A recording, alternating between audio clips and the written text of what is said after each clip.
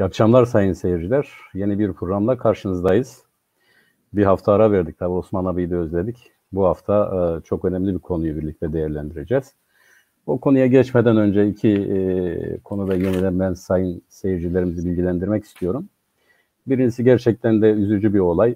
Bildiğiniz gibi Batman'da bir kızımız bir subay tarafından daha önce kaçırılmıştı ve olmadık eziyetlerle karşılaşmıştı. Bu sebeple intihara teşebbüs etti. Hastanedeydi. Maalesef vefat ettiğini biliyoruz, öğrendik. Üzgünüz tabii, millet olarak üzgünüz. Tarihler boyu karşılaştığımız olaylardan biri de olsa bu gerçekten de dramatik bir olay oldu. Bir genç kızımız maalesef bir kendini bilmezin kurbanı oldu. Bunu nefretle kınıyoruz fakat daha kötüsü şudur. Bu suçun sabit olmasına rağmen bu şahıs, bu fail ne yazık ki denetimli serbestlikle tekrar serbest bırakıldı. Umarız ve dileriz kamuoyunun baskısı sayesinde bu şahıs gerekli şekilde cezalandırılır. Bir diğeri, burada biraz daha umut var, bir haber var elimizde. Kızıltepe'de geçen günkü pazar programımızda biz pandemiyle mücadele konusunda bir çağrıda bulunmuştuk, bir öneride bulunmuştuk. Hoş bir tesadüf olarak Kızıltepe'de sivil toplum örgütleri, siyasi partiler, çeşitli meslek kuruluşları bir araya gelerek pandemiye karşı bir mücadele örgütü oluşturdular.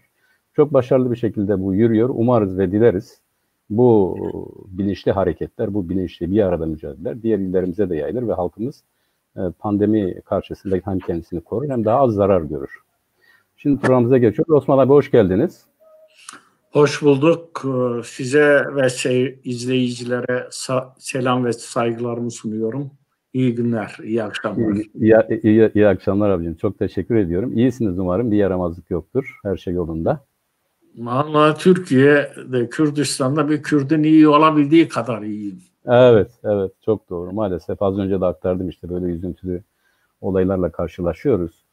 Bugün aynı zamanda gerçekten de tarihsel olarak da millet olarak da hafızamızda yer alan, yani her yıl dönümünde acısını hissettiğimiz bir tarihsel olayı da görüşeceğiz.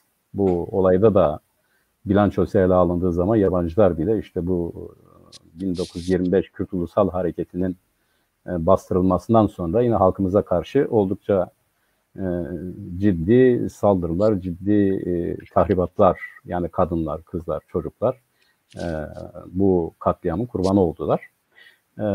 1925 Kürt Ulusal Hareketi diyoruz abi. Bu konuda bir de çalışmanız var. Bu çalışmanız tabii eski bir tarihe dayansa da önemli. Ben yine buradan göstereyim bu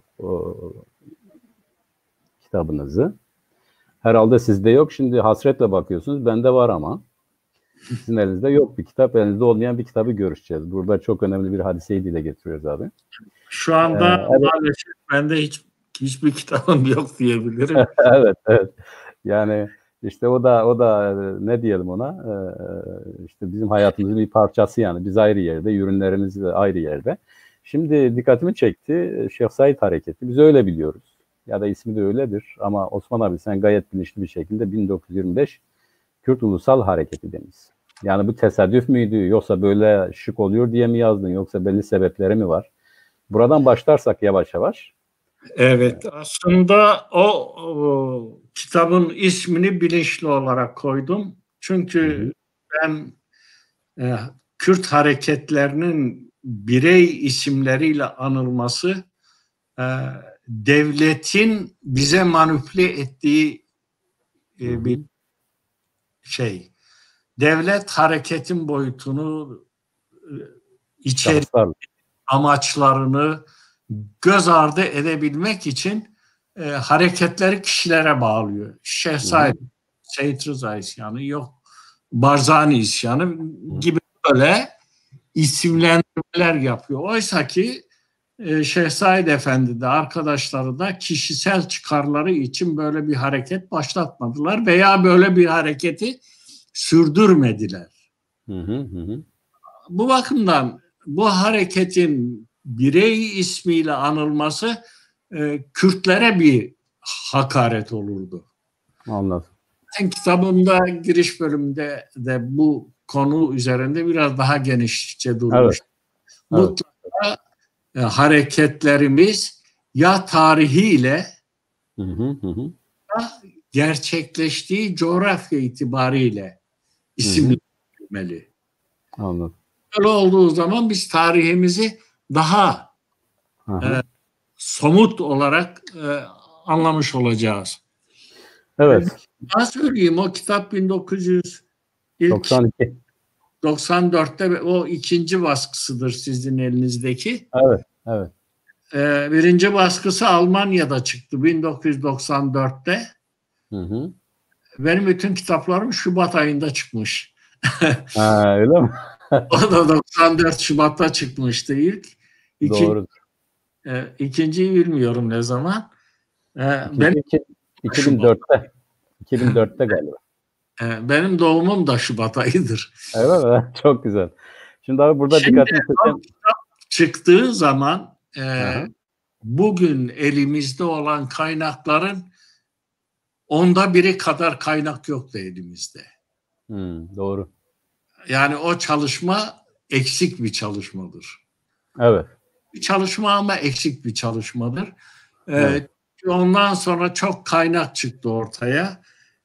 İnternet bir olay çıktı. Mesela Evet. 1994'te Almanya'da internet yeni kamunun hizmetine sunulmuştu. Doğru. Evet. Ama biz daha çok geç zamanda internetle tanıştık abi. Yani siz yine şanslıymışsınız 94. Avrupa'da geç bunu şey etti. Önemlisi, o kitabı yayınlamadan evvel benim kaynak olarak bulduğum 19 tane kitap vardı. Evet, burada var. Listesini vermişsiniz zaten. Bu konuda 19 kitabın birisi İslami hareket olarak bu hareketi nitelemeye çalışan şey. 18 tanesi Kemalist ideolojiye göre yorumlanan, yazılan kitaplar ve o elinizdeki kitap ilk defa bir Kürt tarafından bu hareketin yazıldığı kitaptır. Evet, o da güzel. Yani burada ilkler çok abi. Şimdiye kadar hiçbir Kürt bu konuda kitap yazmamıştı. Ve onu yazdığım zaman da pek sola bulaşmış arkadaşım beni ayıpladılar. Böyle gerici bir hareketle mi uğraştın diye. Evet. Abi konuşurken öyle sabit durursanız daha güzel olur abi. Şimdi bir ilki daha söyleyeyim. Burada onu da açıklarsanız sevineceğim. Ben dün akşam bizim Seydan'ın programı vardı. Yine biz Kürt tarihini konuşuyorduk. Dedim ki ya dedim biz kendimizi geç fark ettik neler yaşadığımızı. Çünkü annemiz babamız bizden gizliyordu. Diyordu ki eğer bu kötü şeyleri anlatırsak çocuklarımız kötü etkilenecek ve olumsuz tepkiler gösterecekler. Biz anlatmayalım. Bunlar hiçbir şeyi bilmesin. Geçmişimiz güzeldir, temizdir, iyidir. Siz de iyi ve güzel yaşayın. Ama biz olayı öğrenip sorduktan sonra dediler ki vallahi biz yani sizin iyiliğiniz için bunu yaptık. Fakat burada bir şey görüyorum abi. Bu kitabın ilk sayfalarında. Bu Başkaldır'ın hikayesini ilk kez annemden duymuştum. Kitabı ona ithaf ediyorum diyorsunuz. Evet. Yani onu da nasıl, o konu da güzel bir şey. Anneniz size nasıl anlattı bu olayı? Ya da şöyle diyeyim, annenizin anlattığıyla sizin araştırıp gördüğünüz şey neydi? Arasında fark var mıydı? Şimdi babamın amcası vardı Osman Ağa diye. Osman Ağa, onun adını koymuşlar. Osman Ağa bizim bölgenin Hoybun temsilcisi. Çok güzel. O bakımdan 1925 hareketinin unsurlarıyla da ilişki içinde olan biri. Mesela Yado bizim evde kalmış. Mesela Hasananlı Halit Bey ve kardeşi ki onlar da biliyorsunuz o Gönük Karlova bölgesi komutanlarıdır 25 hareketinde. Evde kalmış falan. Bunları annem aktarmış bize. Artı annem bize yalnız bu hareketi değil, mesela 38'i de çok anlattı. Benim ve abimin ulusal kültür ve bilinç kazanmamızda annemin rolü birinci derecededir ve onu saygıyla anıyorum. Onun anlattığı şeyler tabii bir tarih süzgecinden geçmemişti. Hikayeleri anlatıyordu. Bunları değerlendirmek de bana düştü. Çok güzel. Kitapta annemin emekleri de var ve o kitabı anneme adadım ben. Çok güzel. Allah rahmet etsin. Annem yaşamıyor. Allah rahmet eylesin.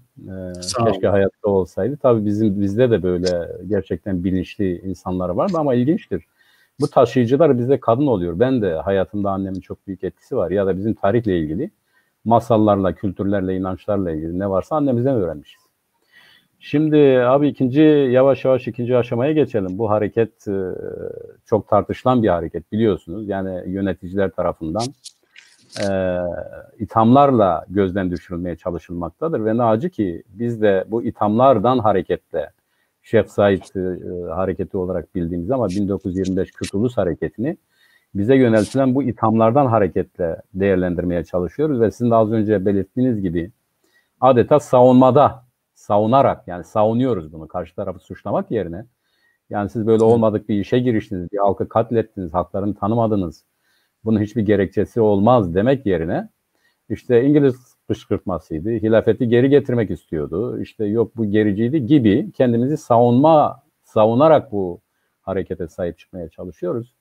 Onun için yavaş yavaş buradan başlarsak bu hareketin bu modern değerlendirmeler çerçevesi yani günümüz koşullarından ele aldığımız zaman bu hareketin karakteri neydi? Yani bir isim verirsek ulus hareketi demişsiniz ama bu neden ulus hareketiydi? Evet. Şimdi bugünkü konuşmamda ben devletin şifrelerini çözerek varmak istiyorum. Devlet bu hareketin gerici, dini geri getirme, hilafeti geri getirme amaçlı bir hareket olarak yorumluyor ve topluma da böyle sindirmek istiyor. Özümsetmek istiyor. Devletin kodlarını çözerek, devletin bu konudaki şifrelerini çözerek bu şifreler üzerinden bir sonuca varmak istiyorum. Şifreler. Mesela birincisi bu hareket başladığı zaman 21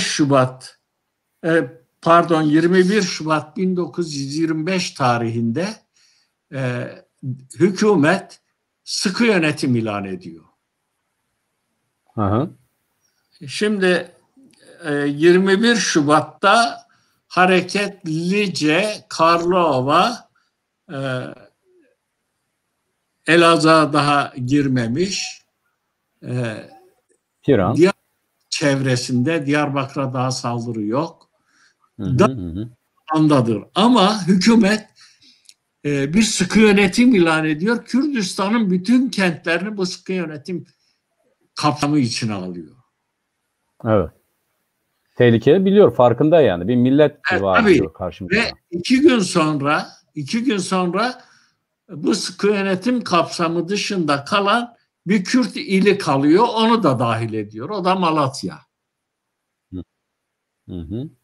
Yani Kürtlerin yaşadığı bir coğrafya bütünüyle bu hareket nedeniyle sıkı yönetim idaresi altına sokuluyor. Bu şifresidir. Hangi şifrenin çözülmesidir? Bu Kürdistan'da bir olayın gerçekleştiği ve Kürdi bir olayın, hareketin gerçekleştiği anlamındadır. İkinci şifre, devlet neden gerici bir hareket, hilafeti geri getirmek isteyen bir harekette daha çok hilafetçi olan Türklerin yaşadığı coğrafyada herhangi bir yere sıkı yönetim koymamış. Mesela diyelim ki Konya'da sıkı yönetim yok. Adana'da sıkı yönetim yok. İzmir'de sıkı yönetim yok. Ankara'da yok. Buralar İstanbul'da yok. buralarda da hilafeti geri getirme çabaları var. İstanbul bunun merkezi. Basın hilafeti istiyorlar, bağırıyorlar. Ama devlet hiçbir şey yapmıyor. Demek ki şeyin gelişi, sıkı yönetimin gelişi ve sıkı yönetimin uygulandığı alan dikkate alındığında bu hareketin Kürtlerle ilintili, Kürtlerin talepleriyle ilintili bir hareket olduğu şifresini çözmüş oluyoruz. Evet. İkincisi 1925 Şubat'ta yani 4 gün sonra Fethi Vataniye Kanunu'na ek bir madde ekleniyor. Yani daha evvel çıkmış bir kanun var. Vatana İhanet Kanunu. Bu Vatana İhanet Kanunu'na bu hareket nedeniyle ek bir madde ekleniyor. Bu ek madde Kemalistlerin iki öngörüsünü gösteriyor. Birincisi hareketin bastırılacağından emin görünüyorlar. Evet.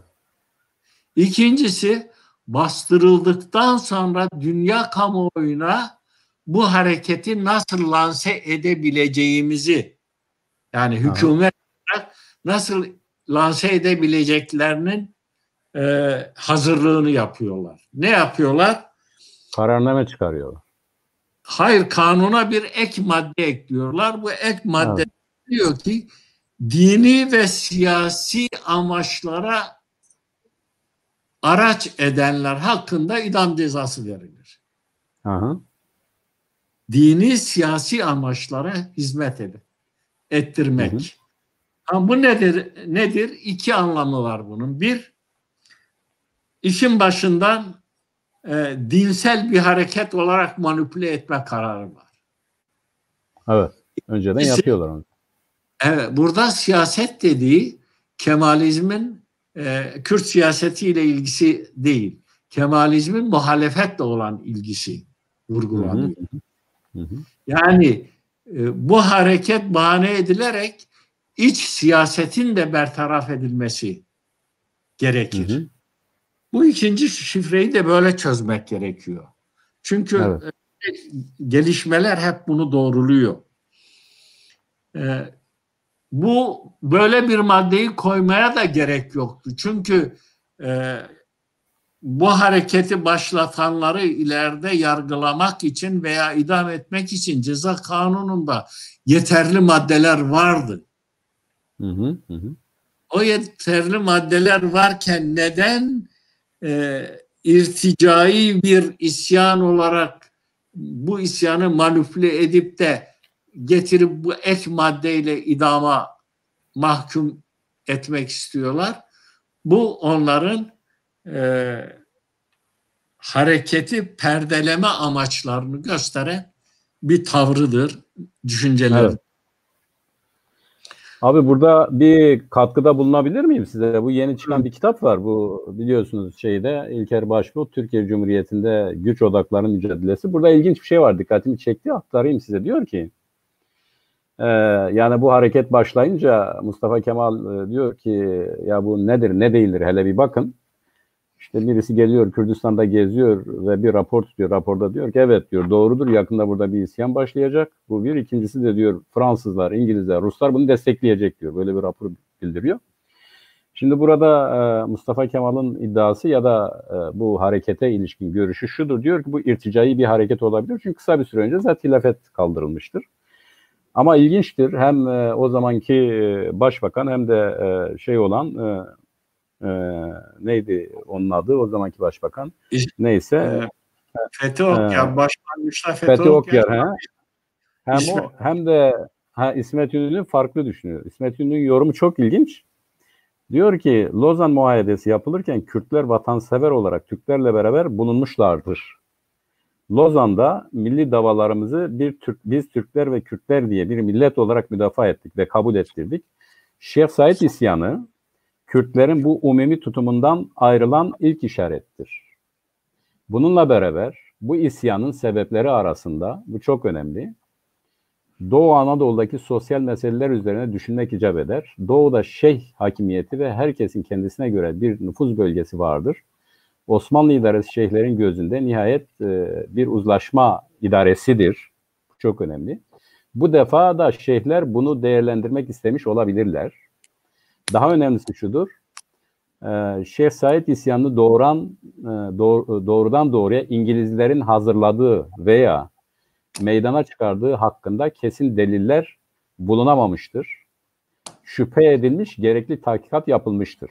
Buna rağmen bulunamamıştır. İsyan bastırıldıktan sonra seferber olarak gelmiş olan kıtaların yerlerine dönmesi gerekiyordu. Ordu komutanı Kazım İnanç Paşa bunu mahzurlu olarak görüyordu. Biz ise asayiş tedbirleriyle işlerin yürütülebileceğini düşünüyorduk. İhtilaf çıktı. Oraya İzzet Paşa'yı komutan olarak gönderdik. Bu da bu kötü sonucun ortaya çıkmasıyla ilgili bir izahattır. Ve diyor ki bu diyor şey değildi, yani hilafetle alakalı bir olay değildi. Lozan Anlaşması'ndaki hadiselerin tahakkuk etmemesi ya da ondan sonra bizim uymadığımız hadiselerin sonucudur diyor Şeyh Said Hareketi. Yani bu yeni çıktı.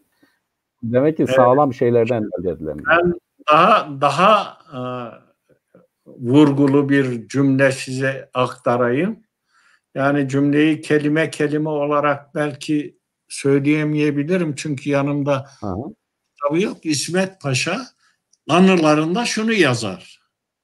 Der ki 1925 Şeyh Said liderliğindeki hareket her halükarda Kürtlerin ayrılış hareketidir. Her halükarda. Bu çok önemli bir kelime. Ya her halükarda, bütün şartlarda.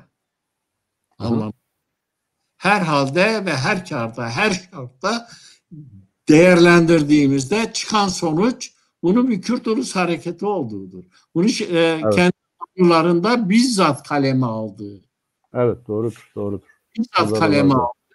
İsmet Paşa'nın kendi anılarında söylediği veya yazdığı cümledir. Bir başka şifreye bakalım. 4 Mart 1925 tarihinde Fethi Okyar hükümeti istifa ediyor. Çünkü Fethi Okyar isyanın bastırılması konusunda çok radikal tedbirlerin alınmasını istemiyor. Bu diyor ileride bizde Kürtler arasında mevcut köprülerin büsbütün atılması anlamına gelir. O bakımdan daha yumuşak davranıyor. Mustafa Kemal ve İsmet İnönü ve de Fevzi Çakmak ekibi daha rigid tedbirlerin alınmasını, daha sert tedbirlerin alınmasını istiyorlar.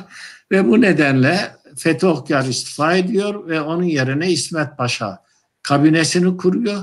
Ve İsmet Paşa kabinesini kurarken yeni hükümetin programını mecliste okuduğunda Kürt siyasi tarihine ve Türk siyasi tarihinin Kürtlerle ilgili kısmına 2 önemli unsur ekliyor. Bu çok önemlidir. Çünkü İsmet Paşa diyor ki bu hareket behemahal bir düşmana karşı behemahal çok şiddetle ezilmelidir. İlk defa Kürtler düşman olarak niteleniyor. Evet. Ve bu en yetkili birisinin ağzından niteleniyor. Meclis niteleniyor ve meclis kayıtlarına geçiyor. Artık Kürtler yeni cumhuriyetin kurulmuş 1923'te kurulmuş yeni cumhuriyetin vatandaşları değil, düşman unsurlardır. Evet. Ve bu düşman unsurlara karşı şiddetle müdahale edilmesi gerektiğini vurur. O şiddet kavramı 100 Kürtlere uygulanıyor. Şiddet kime uygulanır? Şiddet düşmana uygulanır. 100 yıldır Kürtler o Türkiye Cumhuriyeti nezdinde 4 Mart 1925'te atılan temelle düşman kabul ediliyor ve onların mutlaka şiddetle ezilmesi gerektiği. Evet. Bu devlet değişmez politikası haline geliyor. Evet abi, siz biraz böyle olunca bu şifre de çözülmüş oluyor. Çünkü İsmet Paşa irticağın, dincilerin falan demiyor. Size kararnameyi okuyayım mı abi sizin kitapta? Bir dakika, ben bir şey söyleyeyim. Daha o zaman zaten bir İslam devleti Türkiye Cumhuriyeti. Çünkü 1924 Anayasası'nda şu var: devletin dini İslam'dır diyor. Tabii, doğrudur. Evet. Daha 29'a kadar bu devam edecek. Buyurun. Şimdi bir kararname çıkarıyorlar abi. Diyorlar ki bu, yani hani dediniz ya, bu hilafetin geri getirilmesi için bir isyandır, olayı gerçekten çarpıtmadır. Öyledir zaten. Kendileri biliyor. İsmet Paşa bunu gerçekten çok net bir şekilde söylüyor. Fakat isyan bittikten sonra hala ulusal hareket vesaire diyorlar. Buna içerliyor bu o zamanki hükümet. Diyor ki kararname Yüce Genelkurmay Başkanlığından gelen 30 Nisan 1341 yani 1925 tarih ve 1835-2270 numaralı tezkerede son isyan ve irtica olayının basınımızda ve özellikle İstanbul basınının büyük bir kısmında genel bir Kürt ayaklanması şeklinde gösterilmesi, iç ve dış düşmanlarca propaganda zemini ittihaz edilmekte olduğundan ve esasen sınırlı bir sahada çeşitli emeller ve ifade neticesi oluşan olayın büyütülmesi uygun olmadığından isyanın ayrımcılıktan ziyade irtica, cehalet ve aldatma neticesi olduğu zemininde yayın yapılması için gereğinin yerine getirilmesi teklif olunmuştur diyor ve bu kararname onaylanıyor ve ondan sonra basın, herkes diyor ki bu irticai bir harekettir. Yani şimdi bu kararname nereye tevdi ediliyor biliyor musun? Gönderiliyor Dışişleri Bakanlığı'na. Evet, aynen öyledir. Aslında görevli olan İçişleri Bakanlığı olduğu halde bu kararname gereği yapılması için Dışişleri Bakanlığı'na gönderiliyor.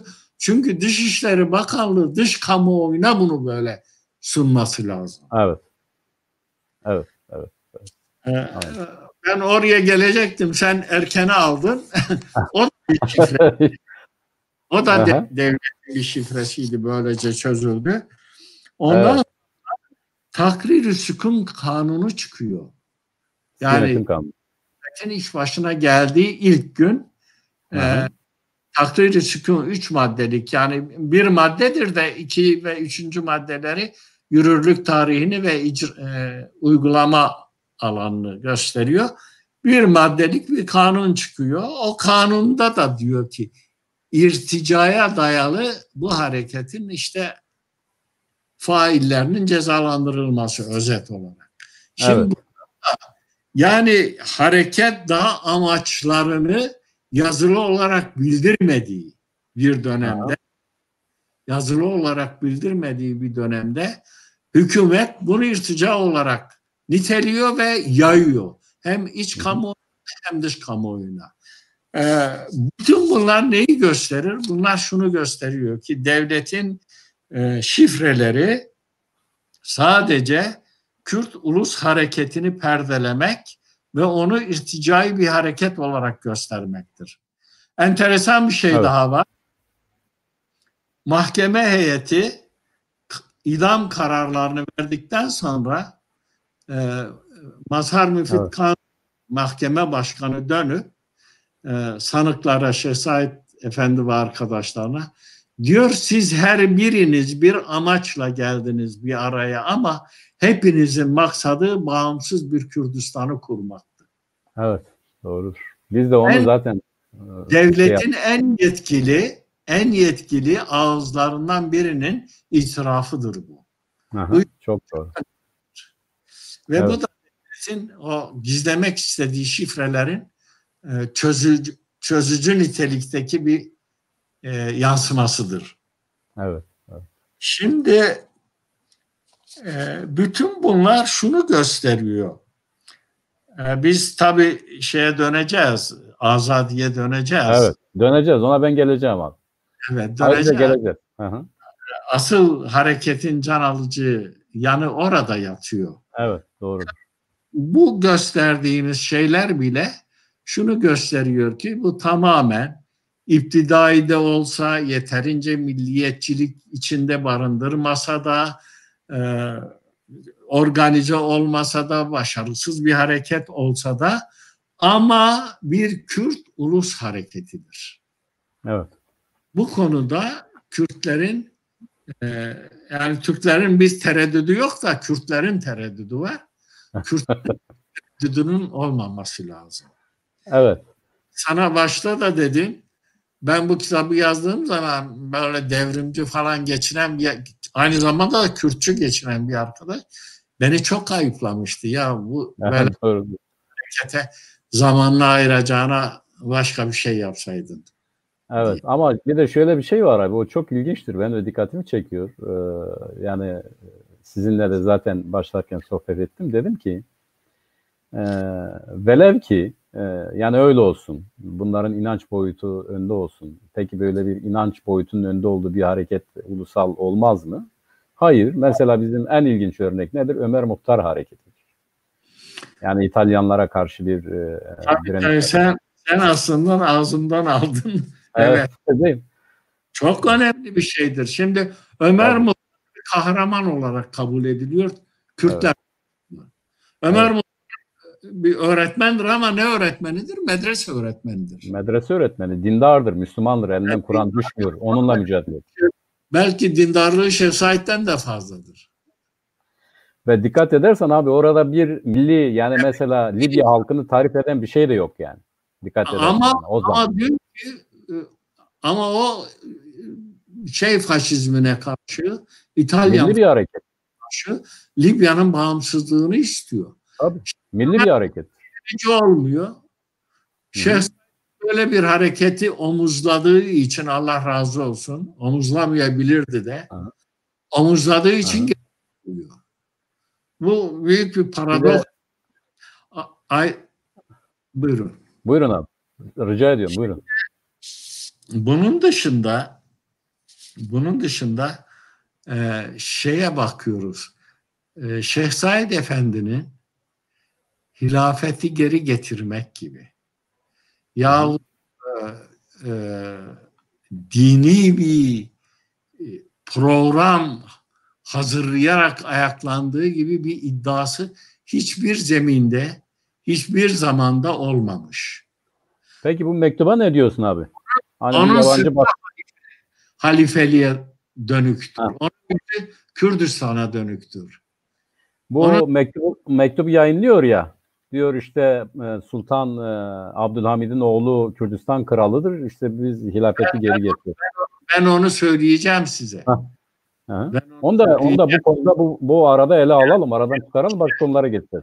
Şimdi o mektup kesinlikle Şeyh Said'in elinden çıkmamış.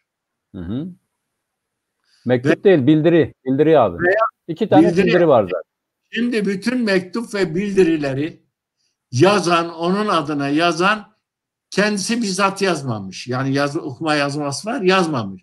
Onun adına yazan Fehmi Bilal, Fakı Hasan ve Hasan İşyar. 3 kişi.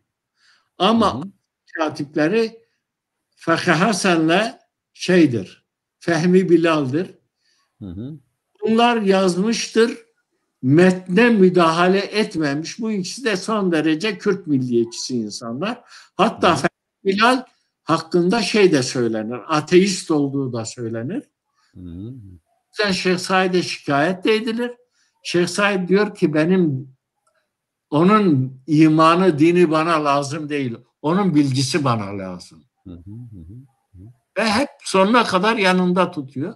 Böyle her ikisinin de anıları var. Anılarında hiçbirisi böyle bir bildiriden, böyle bir mektuptan, böyle bir izahtan, böyle bir istemden bahsetmiyor.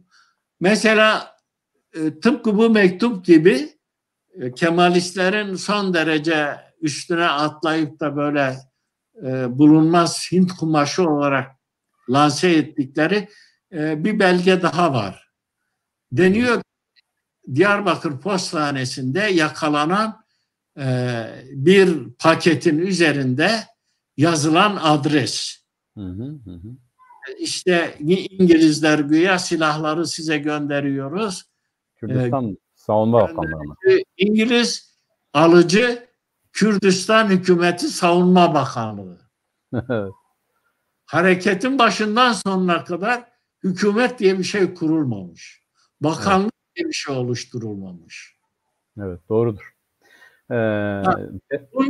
Bunlar şeyin gizli servisleri tarafından, devlet servisleri tarafından hazırlanan, iç kamuoyuna dağıtılan veya belli eller vasıtasıyla belli alanlarda yayına sürülen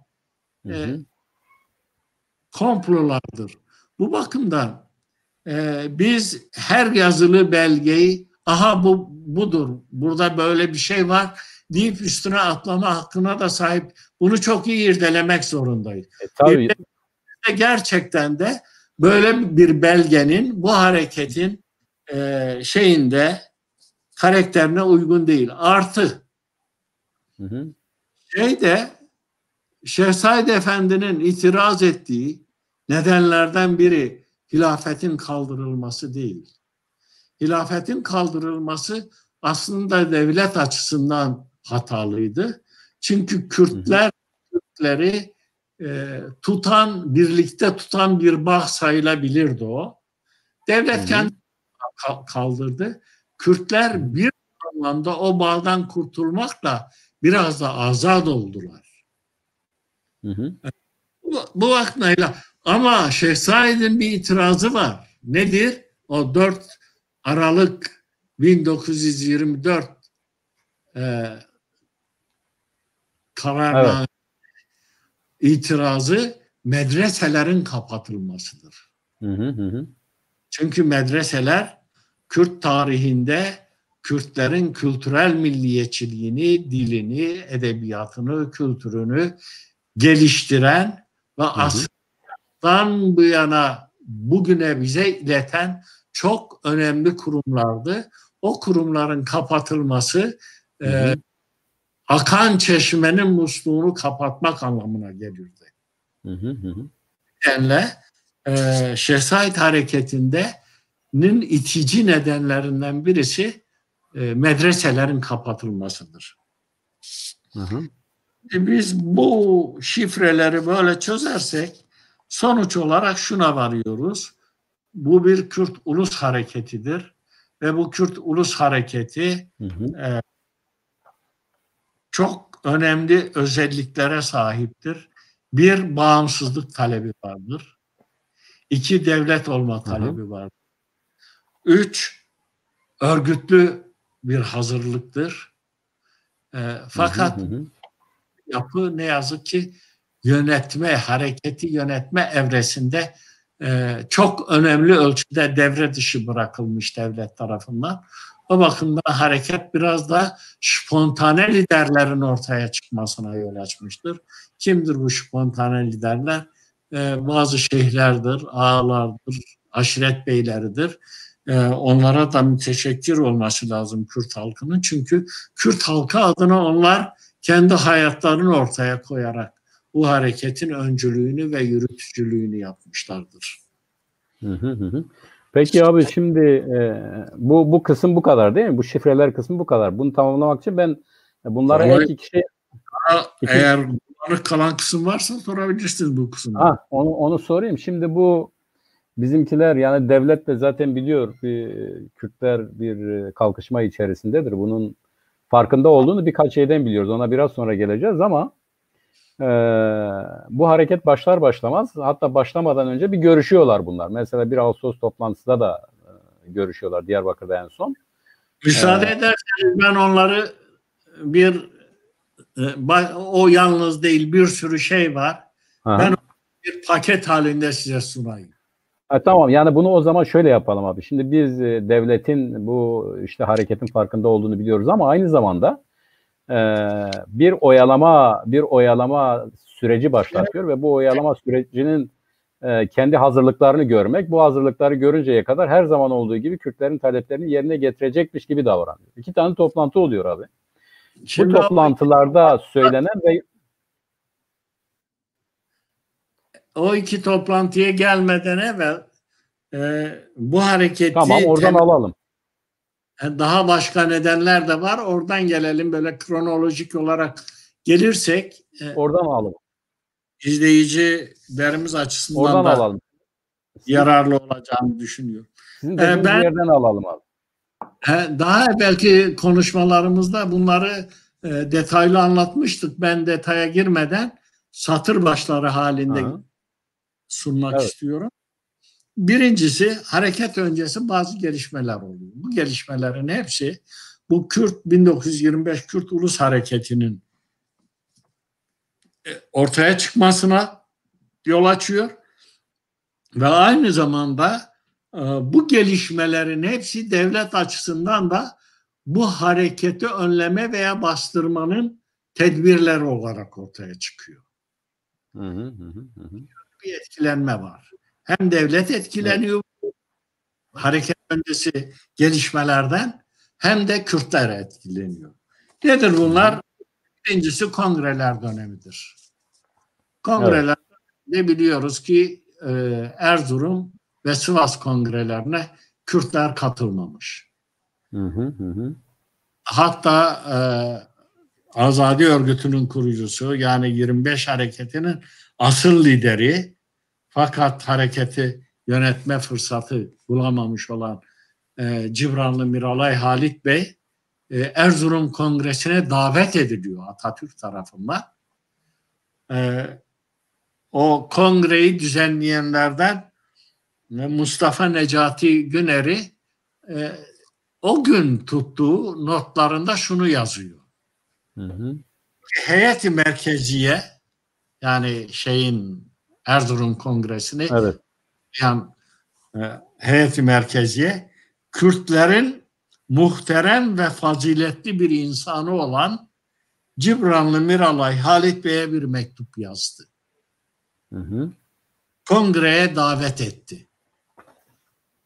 Halit Bey gayet bir cevapla kendisinin ve Kürt aşiretlerinin Erzurum'a merbut olduğunu, yani bağlı olduğunu, Erzurum'a bağlı olduğu derken onun amacı nedir? Kongre demiyor. Kongreye bağlı olduğunu demiyor. Erzurum'a bağlıyız diyor. Merbut olduğunu ve kararlarını şimdiden kabul ettiklerini yazıyor ve bazı mazeretleri nedeniyle malum toplantıda bulunamayacaklarını beyan ediyor. Şimdi katılmayı reddeden, 1919'da reddeden Cibranlı Halit Bey'in kafasında anlıyoruz ki yeni bir örgütlenmeyi şekillendirme, yapma, hayata geçirme ve Kürtleri bu örgütün öncülüğünde kurtuluşa götürme amacı var. 1920 yılının sonlarında Azadi, yani Kürdistan İstiklal ve İstihlas Hareketi, cemiyeti kuruluyor. Kısa ismiyle Azadi. Yani bir yıl evvel Erzurum Kongresi'ne katılıp kendisini Ankara'ya bağlamamak için Halit Bey o mazeretleri göstererek ayrı duruyor ve belli ki kafasında artık ayrı bir örgütlenme ve bu örgütlenmenin de Kürt ulusunun ayrı devlet kurma hakkını hayata geçirme amacı olduğudur. Bu bir. İkincisi, meclis dönemine bakıyoruz. Meclis döneminde Kürdistan'dan epey milletvekili katılmıştır ama katılan milletvekillerinin hepsi Kürt değil. yani Kürtleri temsil edenler değildir. Fakat ikinci grubu Hüseyin Avni Ulaş'ın başkanlığında kurulan meclis ikinci grubu 67 milletvekiliyle ciddi bir muhalefet yapıyorlar. Özellikle Lozan görüşmeleri nedeniyle çok ciddi bir muhalefet yapıyorlar. Kürdistan'ın bölünmesinin engellenmesini istiyorlar. Musul vilayetinin Türkiye ile birlikte bir bütün olarak, yani Kuzey ve Güney Kürdistan'ın bir bütün olarak kalması için büyük çaba gösteriyorlar ama muvaffak olamıyorlar. Ve Atatürk birinci meclisi dağıtıp ikinci meclisi kurunca ikinci mecliste hiçbir Kürt milletvekili artık yer almıyor ve hiç yer almayan bu mecliste Lozan Antlaşması ediliyor. Sonuçlanıyor. Kabul ediliyor. Hükümet tarafından, meclis tarafından onaylanıyor ve böylece Musul vilayeti İngilizlerin söz sahibi olduğu Cemiyeti Akvam'ın kararına bırakılıyor. Cemiyeti Akvam ve sonuçta Musul vilayetinin İngilizlerin himayesine verilmesine karar veriyor. Özet olarak Kürdistan yeniden parçalanıyor ve bu parçalanmayı da yapılan Ankara Anlaşması ve sınır anlaşmalarıyla hayata geçiriyorlar. Fakat bu arada hükümet Kürtleri sakinleştirmek için, Kürtleri el altında tutabilmek için bazı girişimler yapıyor. Örneğin 1921 Anayasası'nı yaparken 1921 Anayasası'nın 11. maddesinde Kürtlere değil de Türkiye'de federal bir yapı getiriyor, otonom bir yapı getiriyor ve Kürt vilayetleri bu otonom yapıda kendilerini idare etme hakkına sahip olabileceklerdi. Ama onu ne zaman söylüyor abi? Bu İzmit'e giderken Mustafa Kemal'le röportaj var ya. O daha sonra. Ha? O daha sonra. Önce 21 Anayasası'nda çıkıyor. Tabii. Zaten orada bir problem yok. Yani Lozan Anlaşması imzalanıncaya kadar bir şey yok. O konular öyle güzel güzel geliyor yani. Pek güzel gelmiyor. Çünkü yani Koçgiri ile 24 arasında daha doğrusu Kürtlerin mevcut hükümete bağlı kalması için, örneğin ikinci seçimlere giderken Mustafa Kemal Kürtleri orada tasfiye ediyor ama hepsi Lozan'ın anlaşmasına kadar, Lozan Barış Anlaşması'nın sonuçlanmasına kadar her şey bir oyalama, her şey ona göre düzenleniyor. Hayır, daha sonrası da oyalama. Bakın ben söyleyeyim. Şimdi 21 Anayasası 1. Komutanına gönderilen tamimle orada Kürtlere otonomi verilmesi 2. Ondan sonra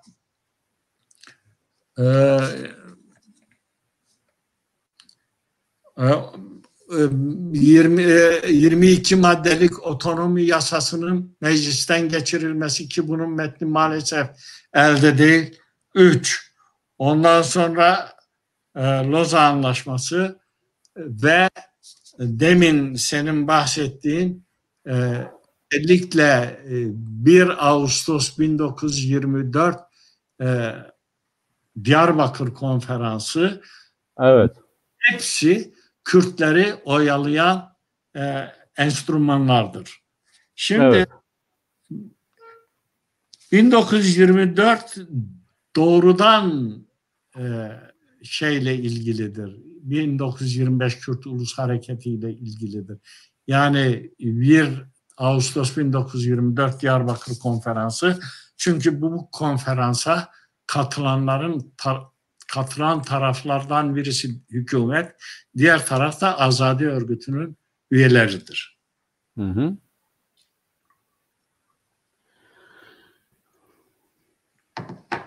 Burada da Kürtlere bazı haklar tanınıyor. Fakat o kadar çok aldatmaca açık ki daha Mart ayında 1924 Anayasası çıkıyor Hı hı. Ağustos'ta anayasa değişikliğini gerektiren bir otonomiden bahsediliyor. Hı hı. Eğer devlet samimi olsaydı 5 ay evvel, 4 ay evvel yaptığı anayasada bunu zaten hayata geçirmiş olacaktı. Ama hayata geçirmediğine göre bu devletin anayasayı yeniden değiştirmesi gibi bir çabanın içinde olması elbette ki düşünülemezdi. Evet. Şimdi bütün bunlar şunu gösteriyor. Kürtler bir taraftan hazırlığını yaparken devlet bir taraftan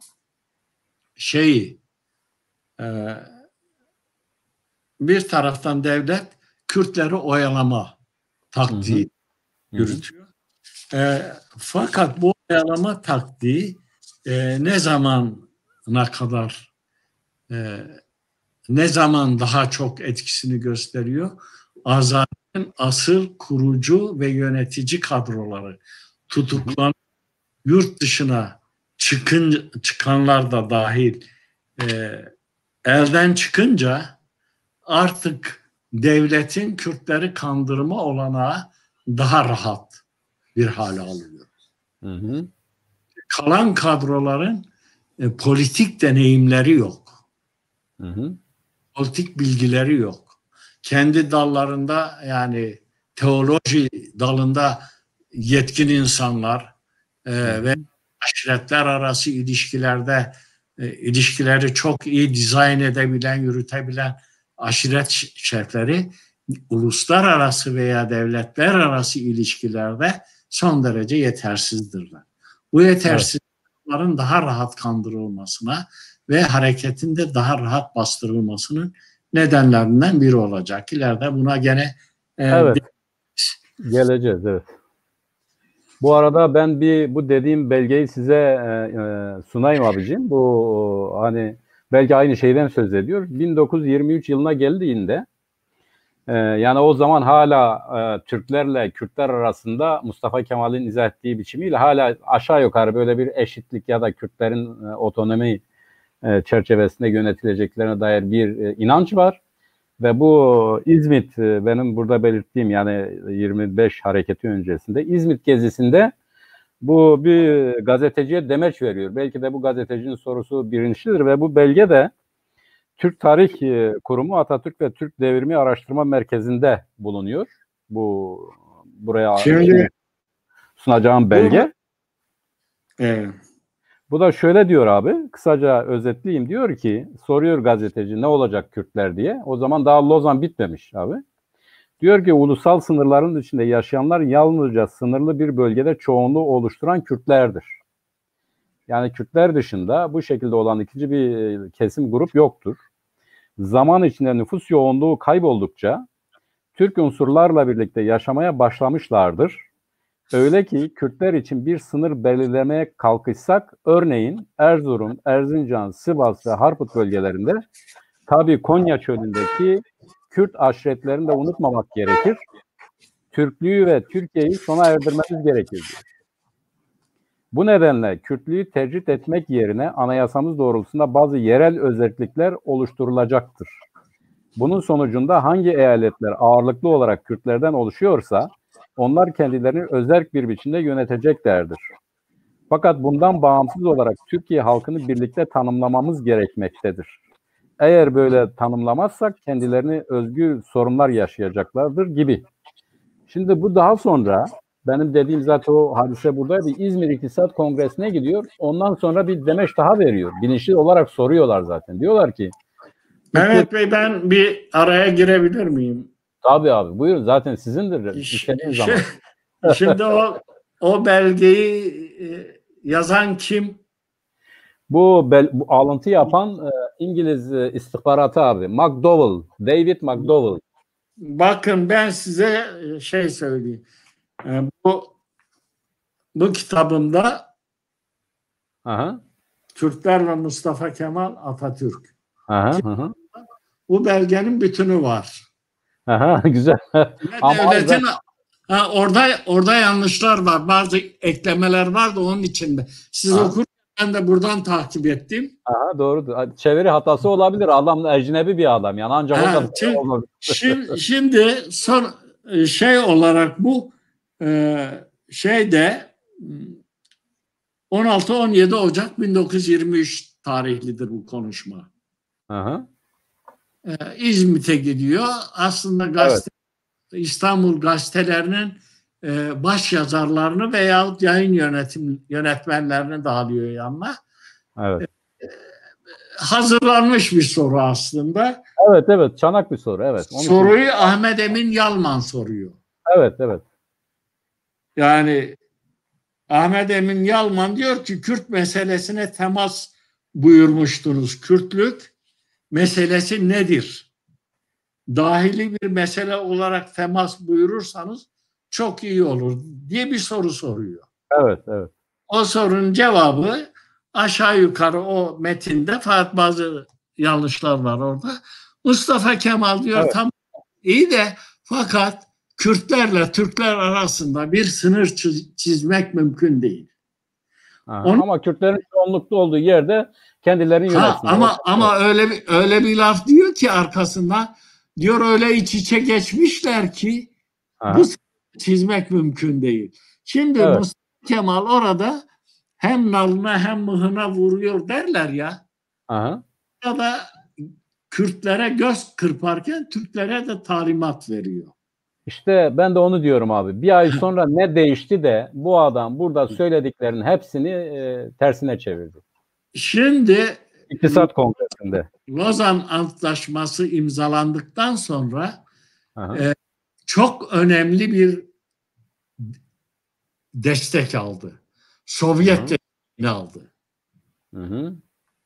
Lozan Antlaşması Sovyetlerin kesin olarak Mustafa Kemal'in arkasında olmasını gösterdi. Daha evvel yardımı var, silah yardımı var, altın yardımı var. Ama Lozan Antlaşması'ndan sonra İkincisi, Lozan Antlaşması'ndan sonra İngilizler son derece rahat. Çünkü artık Musul kendilerinin olacak. Evet. Mustafa Kemal'le bir problemleri yok artık. Kürtlerle var ama güneyde Kürtleri bombalıyor hala. Tabii. Mahmut Merzenci hareketi var. Evet. Fransızlarla sorun yok. Bir Hatay meselesi var. Hatay zaten aslında Arap çoğunluğun olduğu bir kent. Hristiyan çoğunluğun olduğu bir kenttir. O gün için bir sorun yok ve Fransızlar, İtalyanlar kendileri şeyi terk et. Yani özellikle İtalyanlar kendileri Akdeniz'i terk edip gitmiştir. Savaş olmuştur devletle, bir diğer devlet Yunan Savaşı'dır. Diğerleri yerel halkın direnişleridir. Antep Maraş direnişi, Maraş, Antep, bunlar yerli halkın direnişleridir. Yani Fransızlara karşı onlar direniyor. Evet. Onlar da gidiyor zaten. Yani sonuç olarak bizim belimiz şeyde kırıldı. Lozan'da kırıldı. Aynen öyle. Lozan meclis tarafından edildikten sonra Cumhuriyet de zaten ilan edildi. Devlet değişti. Mustafa Kemal iktidarı büyük ölçüde eline alma başarısı gösterdi. Evet. Öyle bir devlet kurdular ki 3 güç üzerine bir devlet oturttular. Modern devletlerde de 3 güç var. Yasama ve yargı güçü var. Türkiye Cumhuriyeti'nin üzerine kurulduğu 3 ayak yargı, yürütme ve yasama değil. Mustafa Kemal, İsmet İnönü, Fevzi Çakmak'tır. Evet. Zaten Kuvvetler Birliği'ni savunuyor Mustafa Kemal. Bu üçü üzerine kurulan bir devlet, tekçi bir millet esasına dayanan, üniter sisteme dayanan ve diktatöryal hedefleri, programları olan bir devlettir.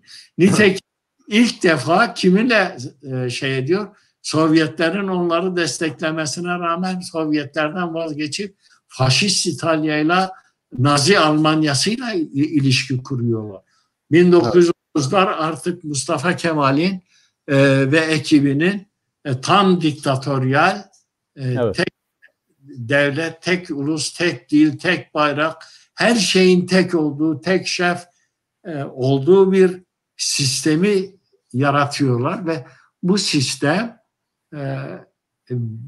yalnız Kürtlerin değil, Türklerin de gelişmesinin önünde son derece büyük bir engel oluyor. Evet. Şimdi biz şeye dönelim ben diyorum. Azadi'nin artık ona gelmeden abi yine bu oyalamanın anlaşılması için ben sizin kitabınızda yine bir şey aktarayım. Şimdi bu Kürtlerle ilgili, bizlerle ilgili bu olumlu mesajlar Lozan'dan sonra berhava olurken sizin de belirttiğiniz gibi Türkiye artık bir başka yöne doğru gidiyor. Örneğin bu bizim 39. maddeyi bile artık hiç saymıyorlar. Orada diyor ya Kürtçe eğitim yapılacak falan. Onu da saymıyorlar. Elin tersiyle itiyorlar. Her şeyi inkar ediyorlar. Fakat 1925 hareketine doğru gidilirken bunlar bazı şeyler seziyorlar ve bu yeniden bir kalkışma, işte neydi az önce andım, birinin raporu üzerine işte Kürtler ayaklanacak diyor. Neydi bu herifin adı? Diyor ki işte Türkiye Kürdistan'ında acilen bir dizi başkaldırı hareketlerini örgütlemek, bu Azadi'nin şeyidir. Bir ulusal hükümet kurmak diyor. Eğitimi, tarım, maden yataklarını bağımsız bir devlet olarak geliştirmek diyor. Bunu devlet öğreniyor ve öğrendiği zaman 1 Ağustos 1924'te bazı Kürt liderlerle birlikte Diyarbakır'da bir toplantı yapıyorlar. Bu toplantıda bazı kararlar alınıyor. Bu kararlara da baktığımız zaman Mustafa Kemal'in 1900 yani o az önce andığımız İzmir İktisat Kongresi'ndeki Kürtlerin haklarını, hukukunu reddedenin aksine burada bir şeyler var. Yani onun için diyorum burada da bir oyalama var. Ne diyor? Kürtlerin çoğunlukta olduğu bölgelerde özel bir yönetim teşkil edilecektir. İşte, buyurun abi siz devam edin. Diyorum ya, şimdi bir anayasa değişikliğini gerektiren bir madde bu. Evet.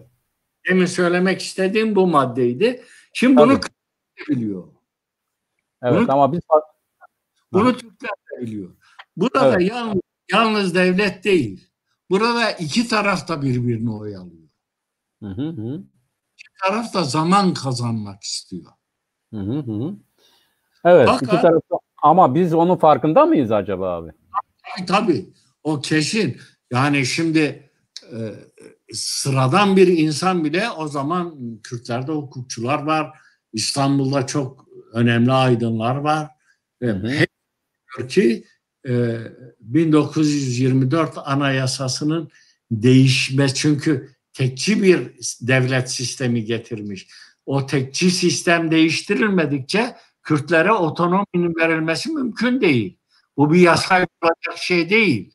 Bu anayasa sorundur. Bu sorunun aşılması da mümkün değil. Çünkü daha 4 ay evvel, 3,5 ay evvel anayasa ilan edildi. Evet. Abi peki ben hem siz biraz nefeslenirsiniz hem de ikinci bölüme geçmek için bir izleyicimizden bir soru aktarayım size. Diyor ki Ayşe Hanım diyor ki yeniden ekrana aldık, okuyabiliyor musunuz abi? 25 hareketinin DESİM'le ve DESİM'lerle ilişkisi nasıldı diyor. Bunu bir ara nefeslenme olarak cevaplayalım. Ondan sonra ben Azadi'ye geçeceğim. Yani bu hareketin beynine geçeceğim. Şimdi, hareketin gelişmesini anlatırken ben o konuya değineceğim. Ayşe Hanım biraz sabretsin lütfen. Peki. O zaman Ayşe Hanım da mesajını sorusuna cevap vereceğim. Şimdi geliyoruz en önemli kısma. Yani biz ne dedik? Bir, bu hareketin milli özellikleri işte devletin şifrelerini çözdüğümüz zaman anlaşılıyor zaten. Orada az önce Salim Hoca da belirtmişti, ya ne olur yani bir başka devletle ilişkisi varsa bu millilikten çıkıyorum diye. Hayır, tabii ki çıkmıyor. Biz zaten onu ortaya koymak için bu şifreleri çözsün diye Osman abiye sorular sorduk. Yani ulusal hareketlerin inanç kısmı da olur. Ulusal hareketlerin başka devletlerle ilişkisi de olur. Bu onların ulusal nitelikleriyle alakalı bir ölçü değildir. Fakat bu bir suçlama olarak bize yöneltildiği için, ama biz de savunmada kaldığımız için aslında hiç gerek yok. Bence de yoktur. Bunları izah etmeye çalışıyoruz. Şimdi geldik Azadi hareketine, Azadi örgütüne. Yani şöyle bir şey var abi. Neredeyse doğru var ama hem var hem yok. Yani böyle bir hareketten söz ediyor. Siz de kitabınızda diyorsunuz ya Azadi örgütü vardı ama Azadi hareketi bunu yönetmedi. Evet. Şimdi yani onun için biraz böyle didaktik gidersek, sıralama itibariyle gidersek, Azadi hareketinin kurucuları kimlerdi? 2, amacı neydi? Yani size böyle bir alan açayım ki bu soruları bir arada sorayım. 3, neden bu hareketi yönetemedi? 3 tane soru. Azadi hareketinin kurucuları, amacı ve akamete uğraması. Yani amaçlarıyla arasına giren bir engel nedeniyle hiçbir zaman etkinlik gösterememesi. Bunu bize bir açar mısınız abi? Neden böyle oldu?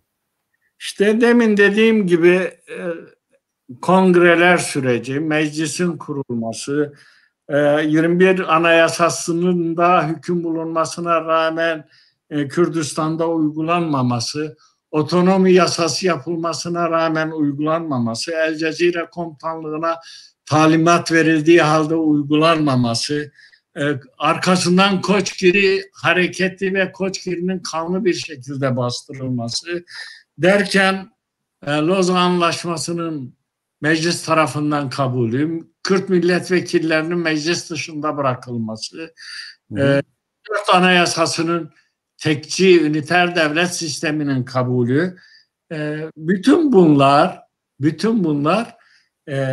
artık Kürtlerin bu devletin çatısı altında bir hak sahibi olamayacaklarını gösterdi. Hı hı. Özellikle 1924 Anayasası 24 Anayasası şöyle bir hüküm koymuştu. Diyordu ki 88. madde, devlete vatandaşlık bağıyla bağlı olan herkes Türktür. Hı hı. Tamam. Şimdi buna baktığımız zaman bu vatandaşlığın tanımı değil. Hı hı. Vatandaşlık bağıyla devlete bağlı olan herkes Türktür derken Türk'ün tarifidir. Hı-hı. Diyor, madem bu devlete bağlısın sen Türksün. Hı-hı. Zorundasın. Evet. Hiç olmazsan ne olur? Seni değiştirip dönüştürürüm. Ne yaparım? Ederim. Eğer onu yine olmazsa ne yaparım? Kırar dökerim, seni keserim diyor. Hı-hı. Yani sürgün, asimilasyon ve jenosit enstrümanları 88. maddeye tabi olmamak iddiasında olan Kürtlere tereddütsüz uygulanan ve defalarca uygulanan bir yöntemdir. Hı hı.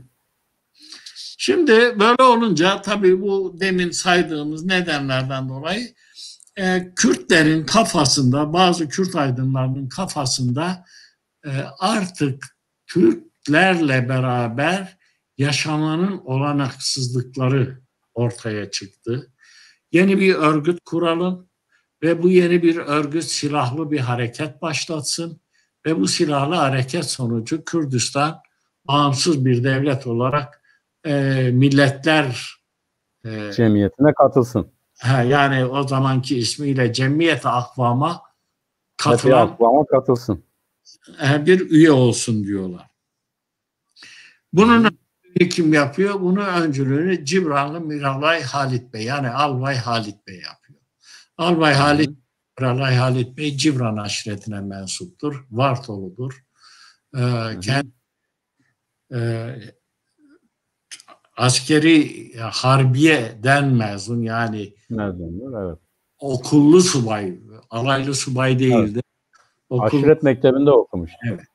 Ve 24 tane subay arkadaşıyla birlikte bunların İhsan Nuri Yüzbaşı İhsan Nuri, Teğmen Ali Rıza, Teğmen Tevfik ve bunun gibi bir sürü subay var. Artı Kürdistan'da önderliği, sosyal önderlik konumunda olan aşiret beyleri var, ağalar var, şeyhler var. Hacı Musa yok mu abi? Hacı Musa da var değil mi? işte o da bir aşiret lideridir sonuçta. Aşiret lideri o zaman, evet. Var ve Erzurum'da 1920'nin sonlarında gün olarak maalesef elimizde belge yok. Çünkü Halit Bey tutuklandıktan sonra Halit Bey'in kardeşi maalesef bütün belgeleri yakıyor. Onun için de azadi ile ilgili ne yazık ki elimizde belge şu anda yok. Devletin elinde neler var bilmiyoruz. Ama bizim elimizde yok. Şimdi bunlar Azadi Örgütü'nü kuruyorlar ve Azadi Örgütü kurulurken bakıyoruz Azadi Örgütü'nün amaçları içinde çok ilginç, ileri tespitler var. Bizim hareketimiz parça bazında değildir. Yani yalnız Türkiye'nin sınırları içinde kalan Kürdistan parçasıyla sınırlı değildir. Biz diğer parçalarla da ilişkiyi. Nitekim Doğu Kürdistan'dan SİMKO partinin kurucularındandır, üyelerindendir. Nitekim Şeyh Mahmut Berzenci ile ilişki kuruyorlar. Üye değil ama ilişki kuruyorlar. Evet. Bu son derece önemlidir. Ondan sonra bağımsızlık isteniyor. Bağımsız bir devlet. Yani taleplerinde, siyasi taleplerinde ve siyasi hedeflerinde bağımsızlık var. Bağımsız bir Kürdistan devleti vardır. Ve bunun içinde dış ilişkiler kuruyorlar. Yani parti kurulduktan sonra dış ilişkiler kuruyor. Partinin ikinci adamı olan Yusuf Ziya Bey 1923'e kadar milletvekilidir. Fakat 23'te milletvekilliğinden düşürülüyor. Yani tekrar seçilme şansı verilmiyor kendisine. Bütün Kürtler abi. Hareketin beyin takımıdır. En aktif üyelerinden biridir. Ve nedeniyle nedir? Sovyetler Birliği ve Gürcistan'la ilişki kuruyor. Yardım istiyor. Türkiye devletinin size sağlayacağı bir şey yok. Aslında ileride siz gerçekten bu bölgede dost bir devlet istiyorsanız sizin sınır komşunuz olan biz varız, Kürtler var diyor. Kürtlerden vazgeçemezsiniz. Sizin çıkarlarınızla Kürtlerin çıkarları çakışıyor. Bu çıkarları göz ardı edemeyiz diyor. Evet. Ama Sovyet devrimi kendi halkları için işte halkların kaderini, tayin hakkını kabul edenlerin ama Kürtlerin kaderini tayin hakkı konusunda parmağını bile oynatmıyor. Nitekim bu konuda Şeyh Mahmut Berzenci kendisine yazılan bir mektubun ölünceye kadar cevabını alamıyor. Yani biz Kürt siyasetleri özellikle 1970 ve 80'de son derece sol çizgide siyaset yaparken büyük çoğunluğu da Sovyet yanlısı hareketlerin içindeydi ama ne yazık ki Sovyetler hiçbir zaman bizi ciddiye almadı. Peki abi diğerine Sovyetlere gelmişken hemen geçmeden bu 1924 yılında bizim Van ve Erzurum azadi teşkilatları Sovyetlerden, Bolşeviklerden yardım aldı mı? Silah aldı mı? Var mıydı öyle? Yok canım, ben sana İlişki var mıydı? Ha? Görüştüler mi? Az önce dediniz ama yani nedir bunun aslı astarı nedir? Ne Van'da, ne şurada, ne burada. İngilizlerden, ne Fransızlardan, ne Sovyetlerden bir tek kurşun, bir tek tüfek almamışız. Yo, biliyorum onu da. Yani bu neden Yani bunu söyleyenler sadece manipüle ediyor. Peki görüşmüş müyüz abi Sovyetlerle? Başka bir şey.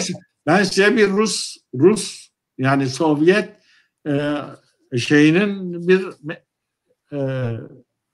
Yusuf Ziya Bey Erzurum'da 26.07.1923'te Erzurum Sovyet Konsolosluğu Yusuf Ziya Bey'le ilgili bir rapor yazıyor. Aha.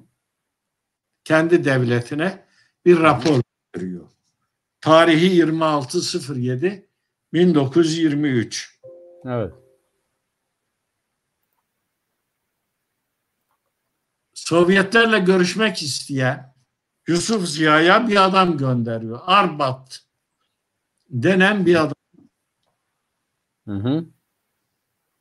Yusuf Ziya Arbat'la görüşmeleri ciddi ve güvenli bulmuyor. Adamla konuşuyor. Bakıyor sıradan bir adam. Yani Sovyetler Kürtlere ciddi ve güvenli olarak bakmıyor.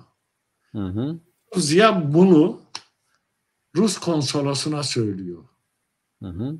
Erzurum'daki Rus konsolosuna diyor ki sizin bu adamınızla ben artık görüşmem diyor. Hı hı.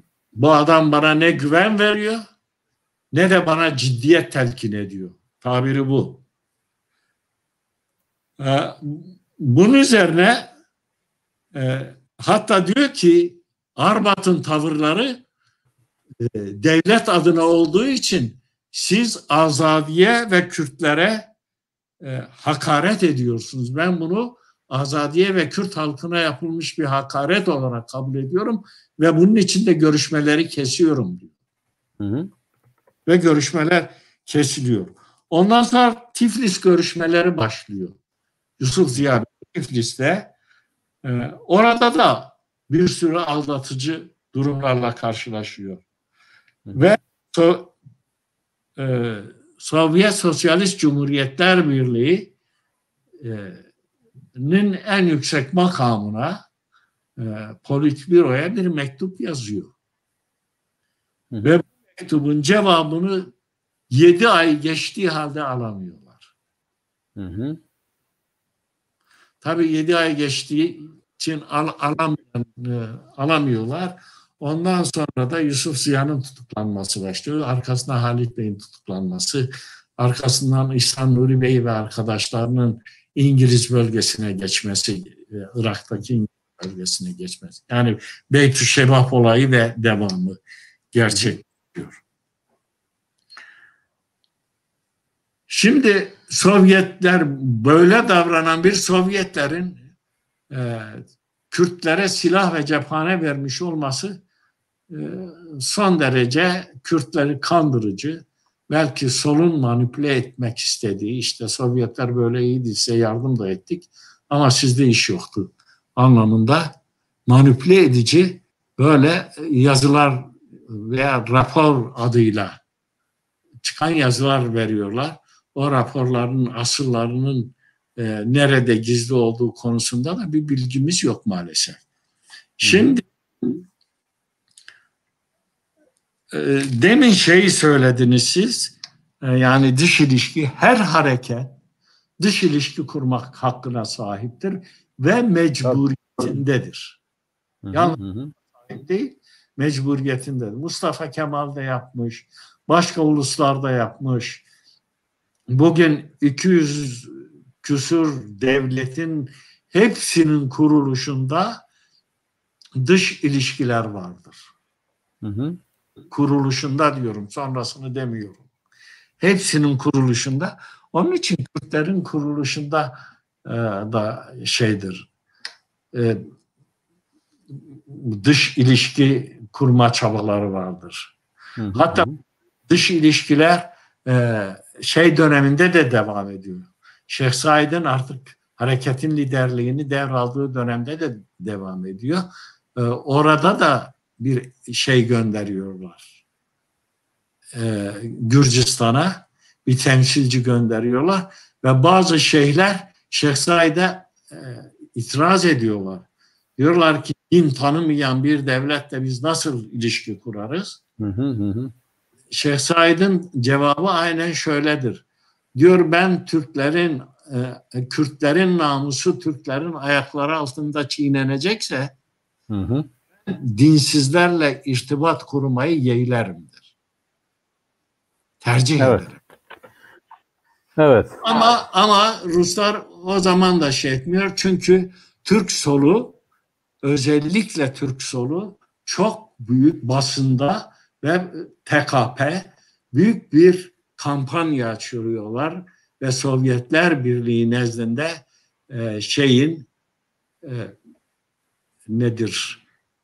Kürtlerin irtica hareketi içinde olduğunu tam Kemalistlerin tanımlarını söylüyor ve bu irtica hareketlerinin desteklenemeyeceğini, buna karşı Mustafa Kemal hükümetinin mutlaka desteklenmesi gerektiğini söylüyorlar. Bir makale çıkmış sol kesimden o zaman Kürtler lehine Hikmet Kıvılcımlı'nın bir makalesi. Evet, onun dışında zaten olumlu bakan da yok yani. TKP'nin hiçbir yazı yoktu. Büyük şair dedikleri Nazım Hikmet bile Kürtleri Sovyetlere jurnalleyen biridir. Tabii o zaten Kürt hançeri diyor canım. Yani hain Kürt hançeri. Osman abi buraya gelmişken şöyle bir bakın, ekranda okuyabiliyor musunuz? Şahin Veli ben galiba iyi dinlemedim. Ben zaten ben okuyayım. Siz okuyamıyorsunuz. Bana diyor. Okuyorum. Bir cevaplayalım geçelim ama. Biraz da nefeslenmiş olursunuz. Bir bağlantı yapmış olursunuz. Yani Halit Bey'in rolü nedir? 1900 hareketine damga vuran kimdir? Azadi seküler midir? Söyledim zaten. Azadi. Yani Şahin Veli yetişmedi o kısma herhalde. Yani baştaki adam, bütün hareketi organize eden adam ve Azadi'nin kurulmasına yol açan adam ve Azadi'nin lideri. Yetişmediler ama Veli Bey yetişmedikleri için öyle oldu. Evet, tamam, yeniden bilgi vermiş olduk. Ve isyan içinde rolü yok çünkü isyan içinde zaten isyanın dışında. Evet, şimdi oraya yavaş yavaş gelelim abi. Bu ayaklanmanın organizesi ve şeyi. Şimdi burada tabii siz cevap verdiniz, biraz daha netleşsin diye bir şey soracağım. Mesela diyoruz ki ya Azadi bağımsızlıkçı bir hareketti ama bağımsızlıkçı bir hareket olduğunu kanıtlayabilecek verilerden yoksunuz. Çünkü elimizde Azadi'den kalan hiçbir şey yok. Bu bir. İki, diyoruz ki Azadi ayaklama için bir toplantı yaptı ama bu toplantıyı nerede yaptığını bilmiyoruz. Doğru mu abi? Şimdi şunları biliyoruz. Yani yazılı belge yok elimizde ama nereden biliyoruz yani? Mesela devlet dediği için mi biliyoruz? Anılar mı var? Oradan mı biliyoruz? Mesela Ruslarla olan ilişkisini söyledik. Tamam. Netliklerini, nasıl karşılandıklar Sovyet arşivlerinde vardı o. İsim vererek şey ettik zaten. Yani görüşmüş, hangi tarihte görüşmüş, bunları verdik. Rapor numaralarını verdik. Doğrudur. Mesela Azadi'nin tüzüğü elimizde yok maalesef. Azadi'nin programı maalesef elimizde yok. Ama bir de Kürtlerde var olan bir sözlü tarih var. Evet. Şimdi bu sözlü tarih Kürtlerde çok yaygın olduğu için mesela Kürtler 7 babasını bilir. Bir Alman'a sorsan dedesinin adını bilmez ama 7 babasını bilir. Neden? O sözlü tarihten geliyor. Sosyal örgütlenmesiyle alakalı bir şeydir. Bu sözlü tarihte gereği olarak olaylar da aktarılıyor. Mesela ben bir kitap yazıyorum. Annemi tanık gösteriyorum. Annem bana bir şey anlatmış diyorum. Halit Bey'in şimdi kardeşini ben gördüm. O kadar yakın bir tarih. Evet. Halit Bey'in kardeşinin oğlu benim arkadaşım. Benim yaşım. Mehmet Emin Sever. Doktor Mehmet Emin Sever. Yani bunları tanıdık. Bunlarla arkadaşlık kurduk. Bunlar aileden gelen bilgilerini dışarıya aktardılar. dışarıya aktardılar. Hı hı. Bu bakımda bazı şeylerin elimizde şeyi var. Ancak bunu tarih süzgecinden geçirmemiz lazım. Evet, evet. Bu konuda da yeterince aydınlatıcı oldunuz abi. Ben şimdi yavaş yavaş şuna geliyorum. Bir, bizim tarihimize baktığımız zaman yani bu tip ulusal hareketler, ayaklanmalar, başkaldırılar, genel itibariyle yönetenler ve yönetici arasındaki kendi açımızdan baktığımız zaman şöyle bakıyoruz ya birdenbire bizim hesap etmediğimiz bir şey oluyor. Yani devlet bizden daha çok şey biliyor. Geliyor böyle bir yere bir şey batırıyor. Birdenbire biz sinirleniyoruz, ayaklanıyoruz ve karşılığında da çok ciddi bir güçle karşılaşıyor. Hazır olmadığımız bir savaşa giriyor ve yeniliyor. Şimdi Şeyh Said hareketi ya da 1925 Kürt Ulusal Hareketi'nde de baktığımız zaman hem devletin bizim içimizdeki bilgi kaynakları olsun hem de bildiği için ne zaman nasıl müdahale edeceğini de biliyor ve bunu gerçekleştiriyor. Biz gerçekten de sıkıntılı bir sürece girmiş oluyoruz. Yani Şeyh Said örneğin hareket başladıktan sonra diyor ki bir yerde valla diyor işimiz zor ama artık bu saatten sonra da dönemeyiz. Olan oldu nereye kadar giderse gideceğiz diyor. Şimdi 1925 Kürt Ulusal Hareketi'nde iki soru var. Yani benim önemsediğim başlangıç itibariyle. Bir, yönetici kadro yani Yusuf Ziya, Halit Beyler, Hacı Musalar hareket başlamadan gözaltına alınıyor ve bu yayılıyor. İki, Darahini'ye gönderilen yani Piran'a gönderilen bir işte askeri grup burada kanun kaçakları var almaya geldik diyor ve bunun üzerine olaylar gelişiyor bir isyana dönüşüyor. Bunda bir komplo mu var? Bu istihbaratın boyutu nedir? Ya da tesadüf müdür? Bu konuda bizi aydınlatır mısınız? Yani ayaklanmanın kendisine geçmeden önce bir unsur daha var. Onu biraz sonra soracağım. Bu iki konuda bizi aydınlatır mısınız? Şimdi o tamam. O tamam da ona gelmeden evvel böyle yine satır başları halinde geçeyim. Mesela devletin verdiği bilgiyi kullanarak diyoruz ki Yusuf Ziya Bey'in kardeşi Teğmen Ali Rıza Bey'e çektiği telgraf şifre yanlış kodlandığı için veya yanlış çözüldüğü için 4 Eylül 1924'te bir isyanın başlangıcı olarak kabul edilmiş ve Beytüşşebap'ta İhsan Nuri'nin Yüzbaşı İhsan Nuri ve subay arkadaşlarının başkanlığında bir ayaklanma başlıyor. Yani Beytüşşebap olayı dediğimiz olay bu. Hı hı. Bakıyoruz Kürtlerin gerçekten daha evvel kararlaştırdığı bir tarihte ayaklanma başlanmamış. Hı hı. Şimdi bunun üzerine ayaklanmanın olmayacağı haber alınınca bu defa ne yapılıyor? O silahlar alınıyor, erler terhis ediliyor ve subaylar İngiliz bölgesine geçiyorlar Irak'ta. 500 kişilik bir grup. Ve İngilizler onları enterne ediyor.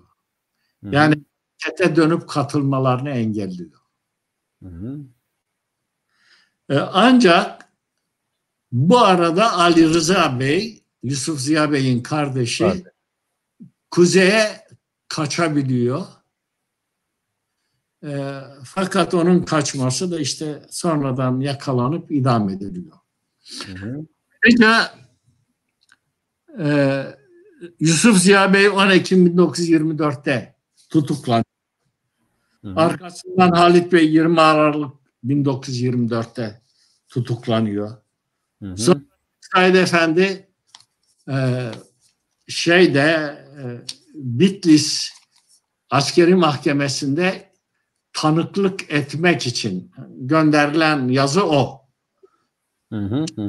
Fakat kendisi kış mevsimi olduğu için gidemeyeceğini ifadesinin talimatla alınmasını istiyor.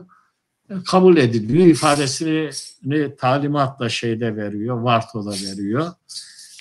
Ama artık belli ki devlet onların üzerine gelecek ve o zorlu kış şartlarında Şeyh Said Efendi bazı arkadaşları ve müritleriyle beraber Kürdistan'da bir hareketi anlatma, propagandasını yapma, taraftar toplama için bir yürüyüşe geçiyor. Yürüyüş işte var o Karlova, Solahan, Bingöl, Genç, Daraheni'ye kadar geliyor. Daraheni'de 13 Şubat 1925'te hükümet mensubu 2 tane teğmenin komutasında kaç gelip Şeyh Said Efendi'ye seninle beraber gelen kanun kaçakları var. Onların isimlerini de yazmışım. Bir dipnot var. Evet. Bunları teslim etmeniz gerekir diyor. Dikkat çeken çok önemli bir şey var. Siz de askerlik yaptınız biliyorsunuz. Bir manga asker bilmiyorum yani. Yok yapmadım. Yani yapanlar biliyor.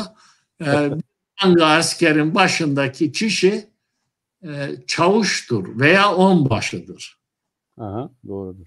Burada yarım manga geliyor ve başında 2 tane teğmen var. Belli ki devlet bir provokasyon yaratacak. 2 tane sağlam adamıyla geliyor. Şeyh Said Efendi diyor ki eğer öyle kimseler varsa benim haberim yok diyor. Yani ben geldiğimde yolda bana katılıp gelenler oldu. Doğrudur. Eğer öyleler varsa ben çıkıp gittikten sonra alırsınız diyor. Evet. O isimler burada okuyayım mı? Yok gerek yok. Yani isimler var. Ama benim yanımda almayın. Neden? Çünkü Kürtlerde sığınma hakkı diye bir şey var. Eğer bir Kürt bir yere sığınmışsa orada artık o sığınan kişiyi sonuna kadar korumak o kişinin namus borcudur. Ve bunu onlar da biliyor. Şeyh Said kendi eliyle onları teslim ederse Şeyh Said'in itibarının sıfırlanması demektir o. Bunun için de diyor ben gittikten sonra alırsınız diyor. Kabul etmiyorlar. Biraz da hakaretamiz laflar sarf ediliyor. Şeyh Said gene soğukkanlıdır. Ama genç küçük kardeşi Şeyh Abdurrahim o hakaretlere tahammül edemiyor ve silahlar patlıyor. Evet. Silahların patlaması aslında bir isyanın başlangıcı değil. Orada birkaç kişinin karşılıklı çatışmasıdır. Fakat bu silahların patlaması Genç'te duyulunca hareket başladı olarak yorumlanıyor ve Gence orada Tayyip Ali ve Şeyh Fakih Hasan komutasındaki güçler Genç bölgesine, Genç o zaman vilayettir, livadır. Evet. El koyuyorlar yönetime ve bankadaki o kasada bulunan parayı da sayıp teslim alıyorlar. Genç'te hareketin başladığını duyunca Şeyh Said Efendi gerisin geri Genç'e dönüyor, yani Daraheni'ye dönüyor. Hareketi durdurmak için çalışıyor. Çünkü daha hareket başlamak için olgunlaşmamış, yeterli taraftar toplanmamış, propaganda araçları kullanılmamış yeterince. Yani bu daha evvel bir Çan'da bir toplantı yapıyorlar. O Çan'da da hareketin başlamasının daha sonraki tarihte olması gerektiği üzerinde duruluyor ve bu konuda Tayyip Ali büyük direnç gösteriyor. o zaman Azade'nin sekreterliğini şeyden devralan, yani nedir? Yusuf Ziya Bey tutuklu olduğu için Tayyip Ali üstleniyor. Tayyip Ali daha sonra bir hareketin yapılması konusunda ve bu sırada da kabul ediliyor. Ama böyle spontan bir gelişme diyor, Şehzade Efendi geliyor, işte bazı kişiler tutuklanıyor, devlet adamları, ama büyük ölçüde askerler terhis edilip silahtan arındırılıp serbest bırakılıyor ve bankadaki paralar sayılıp hareket adına el konuluyor. Evet. Peki ben yine burada buyurun. Yine bir araya gireyim, biraz sizi yorayım abi. Bu noktada sizi biraz yoracağım. Şimdi bizim Beytüşşebap isyanı hükümet kuvvetleri Nasturileri bastırmak bahanesiyle ya da görüntüsü altında Beytüşşebap Hakkari'ye doğru gidiyorlar. Siz dediniz ki oraya gönderilen bir telgrafın yanlış çözülmesi neticesinde bizimkiler de isyan ediyorlar. Yani bu bir tesadüf müdür? Örneğin gerçekten ben de, onu demedim. Ben dedim ki büyük bir ihtimalle hükümetin manipüle ettiği bir telgraf. Şimdi onu söylüyorum zaten. Yani mesela Nasturileri bastıracağız diye gidiyorlar ama öbür taraftan da telgraf gidiyor. Böyle bir tesadüf olamaz. Nasturi ayaklanması var ve o Nasturi ayaklanmasına gönderilen birlikte Kürt subaylar var. Birliğin bütünü Kürtlerden oluşmuyor. Evet, doğrudur.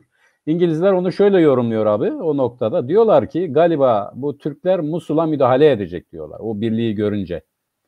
Yani onların algısı öyle. Mesela onların demek ki örneğin bu Fransızlar, İngilizler vesaireler, onların kaynaklarına baktığımız zaman Türk hükümetinin gerçek amacının Kürtleri bastırmak olduğu ya da olaydan haberdar oldukları gibi bir bilgi yok. Onlar kendileri açısından bir tehlike görüyorlar.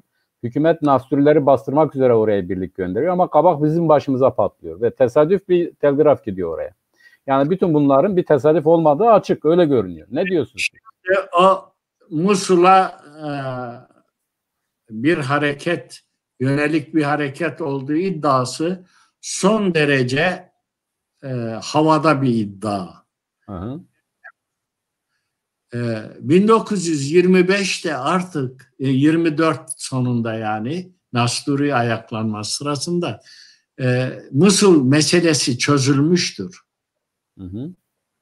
Artı ondan birkaç ay sonra Türkiye Suriye'deki Fransız bölgesinden geçen demiryolu vasıtasıyla 52 bin kişilik bir askeri güç Kürdistan'ın güneyine, yani Mardin, Diyarbakır gönderiyor. Şimdi Fransızlarla İngilizler arasındaki anlaşmaya göre bu demir yolundan geçecek herhangi bir silahlı güç ancak İngilizlerin izniyle mümkündür. Öyle bir anlaşma var ve İngilizler bu 52 bin gibi büyük bir gücü geçmesine müsaade ediyor. Nasturi isyanını bastırmaya giden birlik bir alay bile değil. Evet. Bir alay bile değil. Yani bir alay olmadığı bir yerde o küçücük bir grup askerle Musul gibi Irak çöllerini istila etmek veya böyle bir bahane sadece gülünür. Ama 3-4 ay sonra 52 bin kişilik bir orduyu İngilizler çok rahatlıkla diyor, gelin geçin babam, bizim hiç korkumuz yok sizde. Tabii zaten. Musul meselesi olmuş. Çünkü İngilizler de bir yandan Nasturi hareketini bastırmak için gönderilen gücü Musul'u işgal edecek güç olarak yorumlamak tamamen Kemalistlerin İşte bu korkuyla İngilizler Şehzade ve o harekete destek çıktılar. Gerekçesini yaratmak için ortaya attıkları bir iddiadır. Aha, şimdi benim bu dediğim İngiliz kaynaklarında Hiçbir tarihsel ve nesnel bir gerçekliği yok. Ama işte İngilizler yani oradan bakınca onlar da şöyle düşünüyor. Diyor ki hükümet Nasturileri bastırmak üzere geliyor gibi görünüyor ama acaba bunlar Musul'a sarkmasın. Yani bu Hayır, onların bakışı. bunu düşünen İngiliz 52 bin kişilik orduyu kabul eder mi? Tabii ki daha sonradan değişiyor zaten. Çünkü onlar da Kürtlerden kuşkulanıyor. Herhangi bir Sonra dediğimiz birkaç sene sonra değil. Evet doğrudur. Ama şudur yani biz burada iddiaları, algıları, görüngüleri konuşursak daha net anlaşılır bu olay. Ay sonra İngilizler diyor gelin 52 bin kişi geliyor. Fransız hududundan geçiyor. İngilizlerin sınırından Diyarbakır'ın güneyine geliyor ve hareketi kuşatıyor. Tabii doğrudur. Bu ilk onları bundan korkmayan İngiliz Nasturi isyanını bastırmaya gelen bir alay bile olmayan bir askeri birlikten mi korkacak? Zaten İngilizler olayın o hali aldığını görünce rahatlıyorlar. Çünkü kuzeydeki hareket, güneydeki hareket için de tehlikelidir onlar için. Birleşirse bu benim için de tehlike olur diye düşünüyor. Yok tehlike yok çünkü 25'te artık Berzence hareketi de yok. Bitmiş. Hı. O hareket yani 25'te 24'te şey yok. Güney Kürdistan'da İngilizler artık rahat. Hı. Petrol şirketleri girmiş, petrol arama çalışmaları yapıyorlar. Hı. Yani o konuda İngilizlerin hiçbir şey, İngilizlerin işte tereddüt ettiği, korktuğu, onun için resmi Türk tarih tezinin uydurmaları sadece bunlar. Hı. Şimdi yavaş sona doğru geliyoruz abi. Sona doğru yarıya geldik. Biz ne kadar konuşuyoruz biliyor musun abi? İstersen yarıdan sonrasını başka programa bırakalım. İkinciye bırakalım. Ne diyorsun? Tabii hareketin başlaması dediğimiz gibi 13 Şubat. Biz Şehzade Efendi geri dönüyor dedik Gence. İşte hareket bitmiş. O sıra Lice'nin de ele geçirildiği ve Lice'yi ele geçiren de Şehzade Efendi'nin kardeşi Şeyh Tahir olduğu söyleniyor. Şehzade Efendi Lice'ye de gidiyor bu defa. Orayı durdurmak. Bakıyor artık hareket değil. Duracak gibi değil. Her yerde ayaklanma başlıyor. Şehzade Efendi Lice'de diyor ki bizim ülkemiz zengindir. Yeraltı kaynaklarımız vardır. Bizi beslemeye yetecek zenginliklere sahibiz. Artık bundan sonrası Allah'ın takdiridir ve harekete devam diyor. Şuraya geleceğiz. Tamam abi. Şimdi size bir soru sorayım. Onunla beraber yorumlayın. Hani bir kardeşimiz sormuştu ya. Şeyh Said hareketi ile daha doğrusu 25 Ulusal Hareketi ile DESİM'in ilişkisi neydi? Neden ilişki kurdu ya da kuramadı? Neydi o durum? Onu izah edelim bir. İkincisi gelecek ama. Daha oraya gelmedik. İzah edeceğiz. Heh. Şimdi Dersim'de ilişki konusunda bir kere Dersim'de bir sıkıntı var. Sıkıntının en büyüğü aşiretler arasındaki uyuşmazlık. Aha. Yani şeyden sonra nedir? Koçgiri'den sonra. Koçgiri'den sonra devlet korkusu bazı aşiretlerin devletten yana tavır takınmasını yol açıyor. Ve özellikle de Seyit Rıza öncülüğünde aşiretleri bir araya getirme, yani Dersim'de aşiretleri bir araya getirme çabası içindedir. Fakat bu çaba kısmen ürünlerini vermekle birlikte istenilen düzeyde değil ne yazık ki. Yani onlar da sıkıntıda zaten. Yani onların başı rahat değil. Hala devletlerdeki operasyon devam ediyor. Şimdi olarak yalnız Azadi döneminde Hı hı. Cibran'la Halit Bey 1919'da şeye gönderiliyor. Ovacığa. Hozat'a. Hozat oradan Ovacık'a gönderiliyor. Hı hı. Hozat ve Ovacık'ta Seyit Rıza dahil olmak üzere aşiret liderleriyle görüşüyor. Hı hı. Hükümet onu Dersim'i tedip etmeye, yani Evet, bastırmaya gönderiyordu. gönderiyor. Bakıyor kurşun murşun sesi yok. Halit Bey'i hemen geri çekiyorlar. Hı Fakat hı. Halit Bey o arada Azadi'nin düşüncelerini aktarıyor bunlara. Sonra da kim Erzincan Şubesi Dersim'e, o Erzincan Şubesi olarak kabul ediliyor. Erzincan Şubesi olarak Dersim'de Azadi'nin de bir şeyi oluyor. Ama Hı hı. Halit Bey'in o iyi ilişkileri çok büyük meyveler vermiyor, çünkü çok az bir dönem kalıyor orada. Yani 1-2 ay galiba kalıyor. Geri çekiyor. Aha. Ondan sonra hareket, yani 25 hareketi Şubat ayında, pardon 24, 23, 24 Şubat'ta Elazığ'a alınca Hı hı. Elazığ kendisi teslim oluyor harekete. Hı hı. Yani Elazığ silahlı zoruyla işgal edilen, ele geçirilen bir kent değil. Hı hı. Hı hı. Belediye başkanı Hüseyinlik'te geliyor. Şehrin anahtarını Elazığ Cephe Komutanı Şeyh Şerif'e veriyor. Hı hı. Hı hı. İşte orada Şeyh Şerif ve Hasan Hayri Bey o zaman Hüseyinlik köyünde, Harput'un hemen dibinde bir köydür bu. Hı hı. Hüseyinlik köyünde ikamet etmektedir. Bir telgraf çekiyorlar Hozat'a. Hozat'ta kime? Mehmet Celal Efendi'ye. Hı hı. Mehmet Celal Efendi bu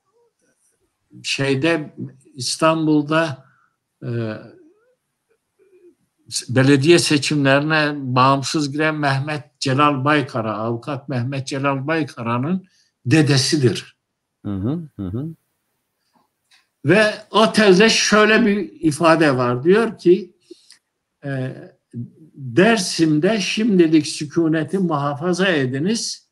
Yakında görüşmek dileğiyle. Hı hı. Harput Cephe Komutanı Şeyh Şerif ve Mebusu Sabık Hasan Hayri. Hasan Hayri Bey. Evet. Şimdi bu okuduğumuz zaman bir şey var. Sükuneti muhafaza ediniz lafzında şunu anlamak mümkündür. Yani zaten kurtarılmış bölgedir. Bir Zaten şeyler kazanmış. bir şeyler olabilir. Ha. Veya şeylerin olması konuşulmuş olabilir. Veya bir hazırlıklar olabilir. Bunların fiiliyata geçmemesi için şimdilik durun. Hı hı. Hı hı. Bunun anlamı bu çıkabilir. Bir. İkincisi yakında görüşmek üzere dendiğine göre orada bir görüşmenin olabileceği, yani belki planlanmamış dahi olsa planlanmış olabilir de, planlanmamış olsa bile bir görüşmenin olabileceği hareketi vardı. Sevgili Nihat Akar soruyor. Onu da cevaplayalım abi. Seyit Rıza Şeyh Said hareketine karşı değildi. Yani onun cevap biraz kısa oldu ama net değil mi? Efendim? Cevap kısa oldu ancak öyle cevap verilebilir yani. Evet, tek cümleyle sormuş, tek cümleyle cevap verdim ben de. Fakat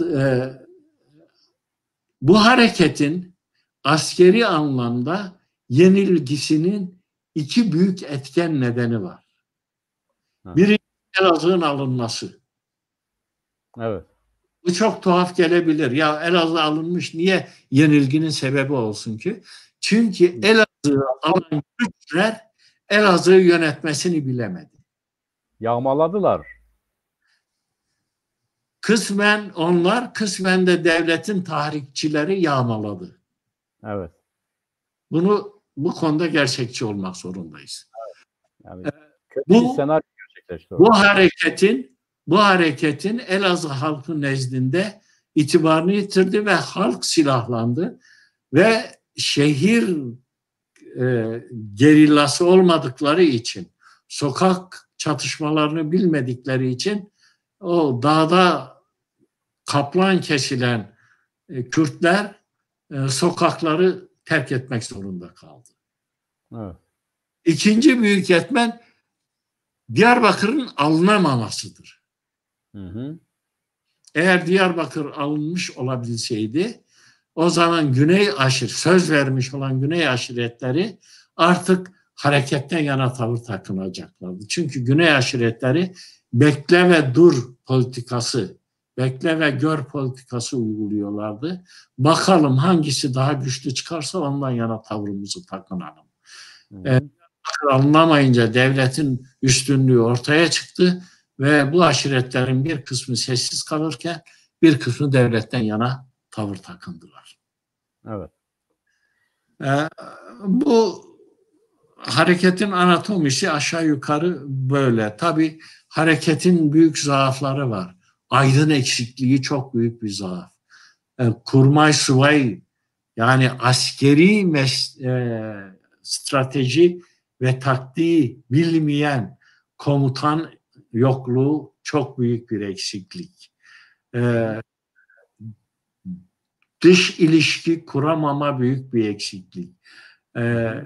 Çetin elinde yeterince silah alacak ekonomik gücün bulunmaması ve eldeki silahların çok derme çatma, ordunun elindeki silahlarla kıyas kabul edemeyeceği kadar sağlıksız silahlar oluşu bir başka etken. Basın yoluyla iç ve dış kamuoyuna bilgi aktarılamaması çok büyük bir eksiklik. Bu ve bunun gibi bir de yönetim kadrolarının çok canlarını feda ettikleri fakat savaş sanatını bilmedikleri bir kadroyla yönetiliyordu. Yani Şeyh Said hayatında sanmıyorum ki bir silah eline almış olabilsin. Evet. Diğerleri böyle. Bunlar savaş sanatını da bilmiyorlardı ve artı harekete katılan insanların devamlı değişken olması için. Geliyor 3 gün sarmaşır, çekiyor gidiyor evine adam. Başkaları geldi katıldı. Onlar da 3 gün savaşıp çekti. Ve bunun için kitabımda da demişim, belki büyük bir fantazidir ama denebilir ki diyorum, harekete katılan insan sayısı kadar hareketin amacı vardı. Evet. Ne yazık ki bütün bunlar hareketin yenilmesini kaçınılmaz kıldı. Kaçınılmazdı da zaten zamansız başlamış, yetersiz, askeri ve siyasi bilgiye sahip olmayan, politika üretmesini bilmeyen ve bu konuda kadrolara sahip olmayan, dış ve iç ilişkileri bilmeyen, Türkiye'deki iç muhalefeti dahi kendisine çekemeyen bir hareketin başarılı olması mümkün değildi. Fakat asıl olan neydi? Bu insanların canlarını Kürdistan uğruna feda etmeleriydi. Şunu söyleyeyim, bu bir dini hareket değildi ama hareketin sonunda eğer bu kadro hareketi kazanmış olsaydı belki dini bir devlet kurabilirdi. Dini devletin kuruluşu devletin sadece ideolojisini, rejimini belirler. Ama Kürt devleti bir Kürdistan devleti olacaktı. Milli karakterini değiştirmez diyorsun. Şimdi Kürt devletinin sosyalist olması, dinci olması, liberal olması, demokrat olması bunlar rejimin karakterleridir. Rejim sorunu devlet kurulduktan sonra ortaya çıkan bir sorundur. Devlet kurulur, sonra rejim kurulur. Önce rejim kurulup sonra devlet kurulmaz. Çünkü rejimler devletin kullandığı enstrümanlardır. Rejim kimliğidir. Devlet kendisi yoksa kimlik sahibi değildir. Bu bakımdan denebilir ki Şeyh Said Efendi ve arkadaşları eğer bu harekette başarılı olsalardı belki devleti, rejimi dini bir devlet olabilirdi. Ama bir Kürt devleti olacaktı. Evet. Bir Kürt devleti olacaktı. Evet, şimdi yavaş yavaş bitirdik mi yoksa daha var mı? Bir soru daha soracağım size abi.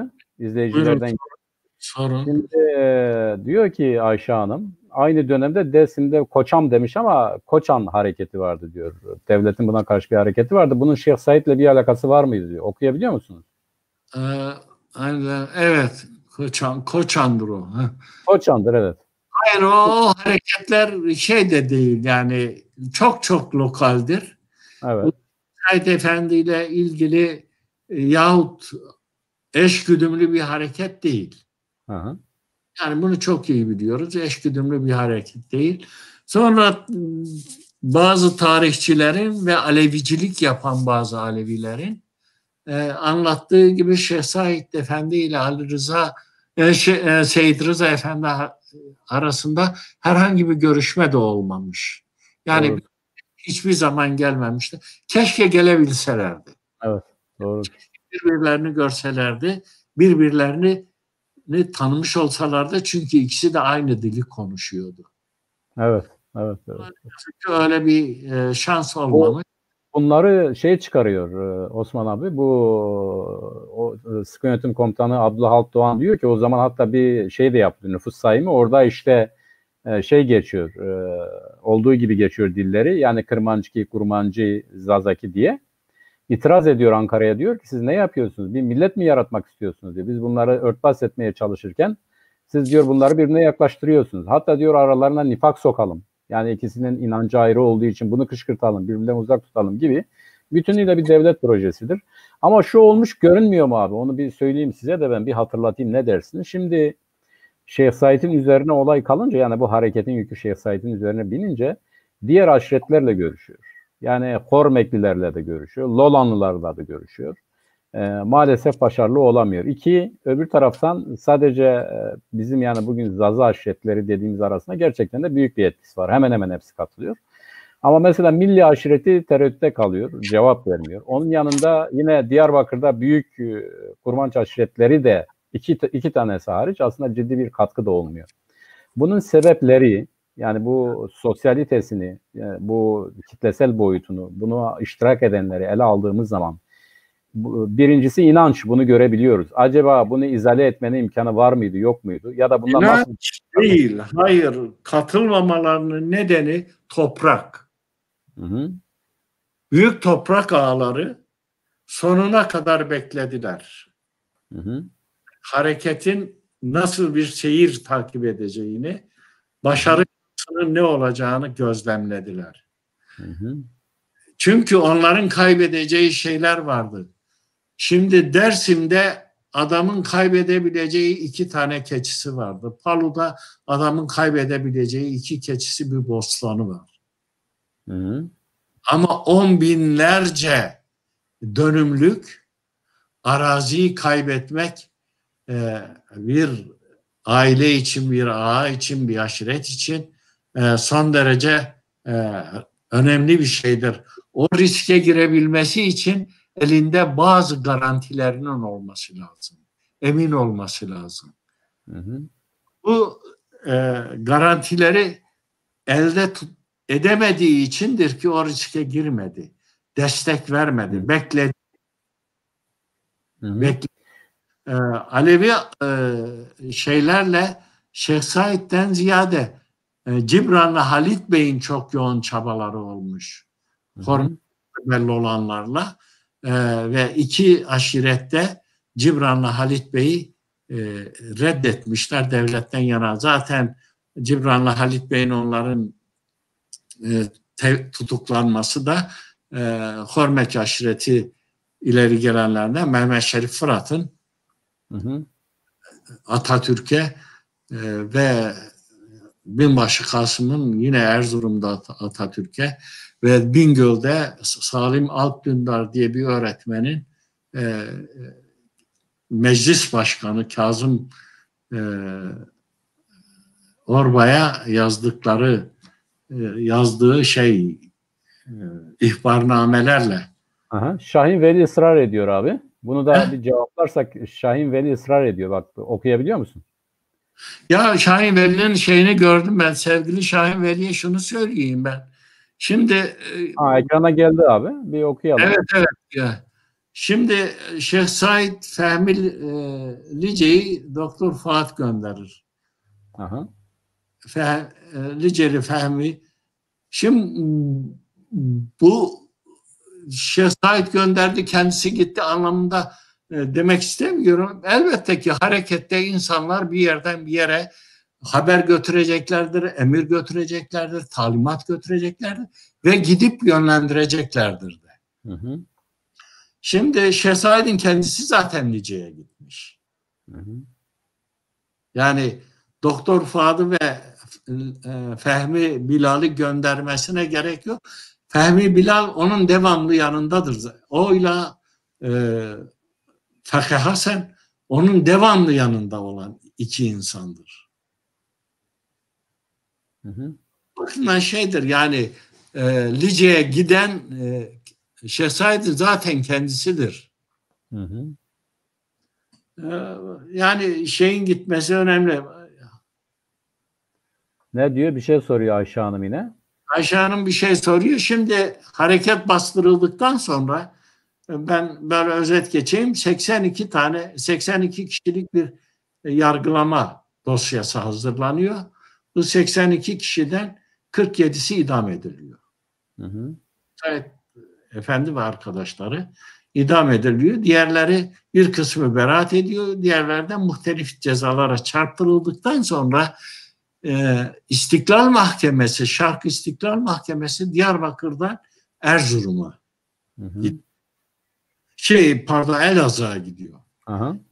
Elazığ'a gidiyor.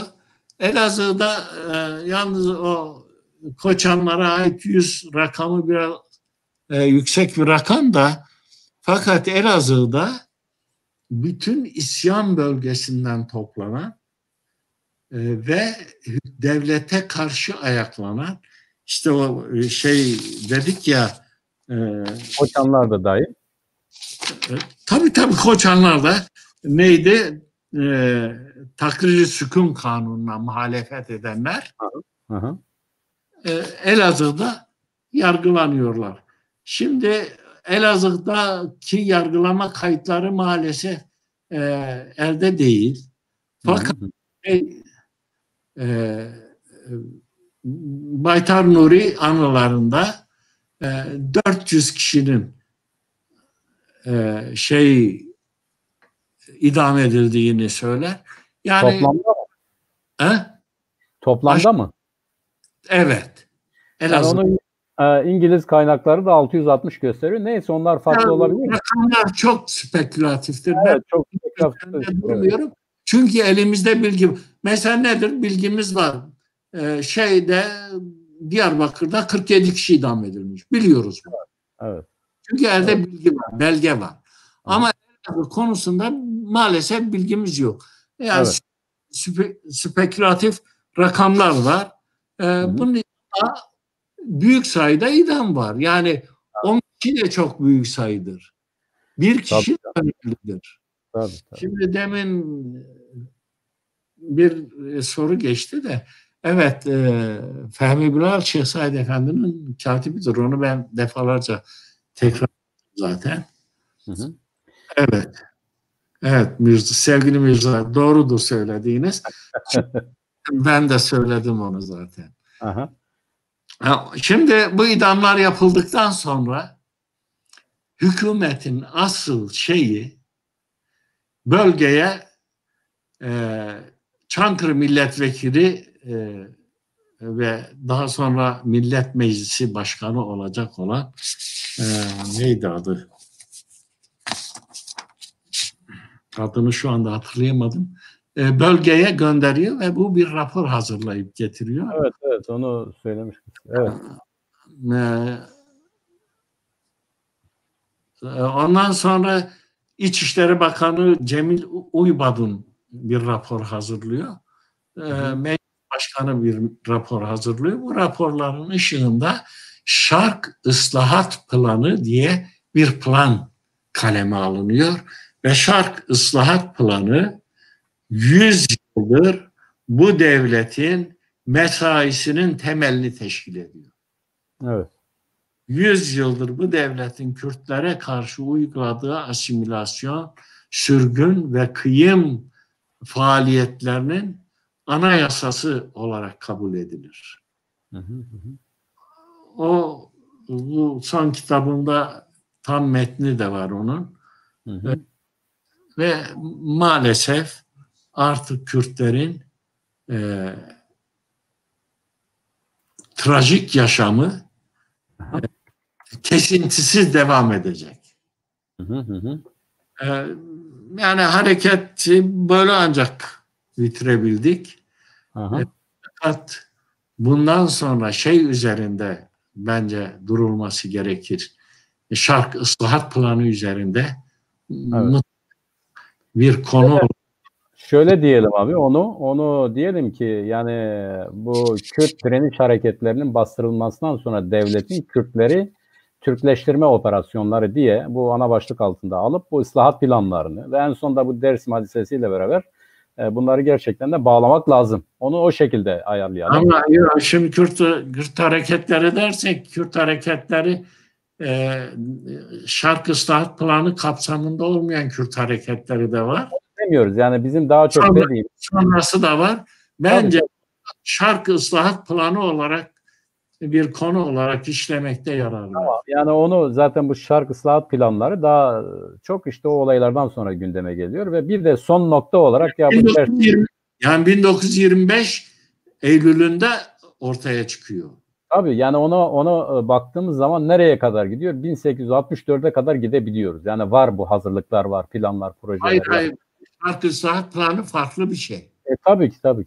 1920'lerden sonra. Ayrıdır. Kürtlerin katliamı ayrıdır. Ama Islahat Planı Cumhuriyet'in Kürt Anayasasıdır. Evet, doğru. Bu çok önemli. Tamam.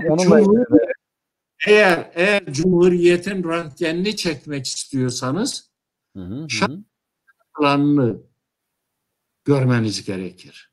Tamam, Şark Planı anlaşılmadıkça Cumhuriyet'in Kürtlere bakış açısı çevrileme. İleride Dersim isyanı değil katliamından önce 1934'teki İskan Kanunu Şark Islahat Planı'nın ikinci versiyonudur. Doğrudur. Bu ikisi son derece önemli. Bu ikisi devletin politikasını eğer Kürtler anlamak istiyorsa mutlaka bu ikisini okumak zorunda. Tamam. Bir tane Kürt okudu bu iki metni bilemiyorum ama bu iki metin okunup kavranmadıkça devletin Kürtlere bakış açısı kavranamaz. Evet, doğrudur. Peki Osman Aydın, bu akşamki programımızı biz 2 saat dedik. Onu da geçtik, maşallahımız var. Gayet iyi. Anlatacağımız çok konu var tabii ki daha da. O zaman eğer siz hazırsanız biz önümüzdeki programda Şark Islahat Planı olarak belirleyelim. Biz sınırlayalım. Onun ardından Şeyh Said 1925 Kürt Ulusal Hareketi'nin devamı. Yani Ağrı direnişleri ve isyanları 29. Ağrı şeyden sonra Ağrı işlenebilir. Yani evet, Şark Islahat Planı, çünkü Şark Islahat Planı gerçekten onun öncesine geliyor. Fakat öbür taraftan başka bir şey mayalanıyor. Hoybun, İhsan Nuri'nin ilişkileri, yeni konseptler, yeni kaynaşma, birleşme ve ayrışma. Yeni bir sürece giriliyor. Yeni bir sürece giriliyor. Ağrı bambaşka bir konsepttir. Daha farklıdır. Yani hem nitelik bakımından, hem direnişi bakımından, hem süresi bakımından, ama gerçekten bambaşka bir harekettir. Fakat onun öncesinde o zaman buradan ilan edelim. Önümüzdeki hafta Osman Aydın'la beraber Şark Islahat Planı'nı ele alacağız. Bunu değerlendireceğiz, bunu inceleyeceğiz. Onun ardından da 1925 Kürt Ulusal Hareketi'nin devamı niteliğindeki Ağrı isyanlarına geçeceğiz.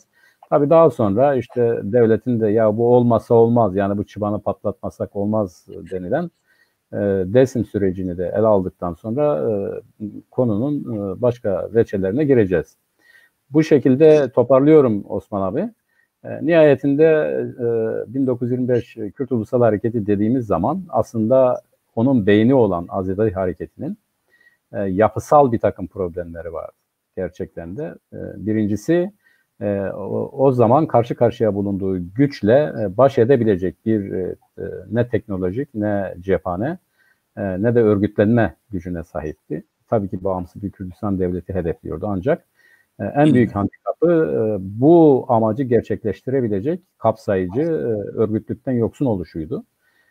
İsyanın başlatılması sürecinde de bir takım işte kimisinin komplo, bana göre de devletin bilgisi dahilinde gelişen önleyici tedbirler neticesinde liderlerinin elimine edilmesi, liderlerinin bu hareketin dışına taşınmasıyla beraber hareket zaten büyük oranda tesadüflere ya da kendiliğindenliğe bırakıldı. Şeyh Said'in öne çıkmasıyla beraber de işte gördüğümüz gibi daha çok dini şahsiyetlerin öne geçtiği, ancak hareketin kendi içsel bünyesine ileri gelen sıkıntıların nedeniyle de varmak istediği yere varamadı. Bunu başaramadı.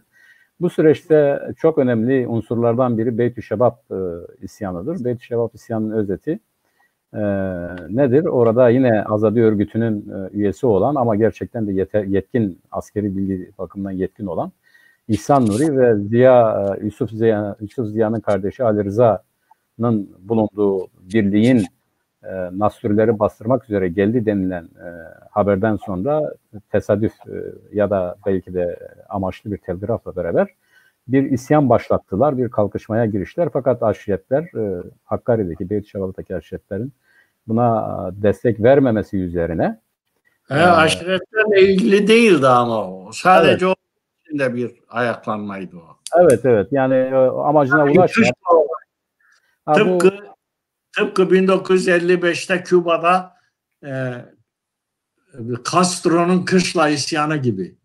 Evet, aynen öyledir. Yani çevreden de destek bulamayınca öyle bir hazırlığı da yoktur zaten. Yenildi ve bu Azadi'nin ilk yenilgisi olarak algılanır. Daha sonraki süreci zaten Osman Aydın izah etti bize.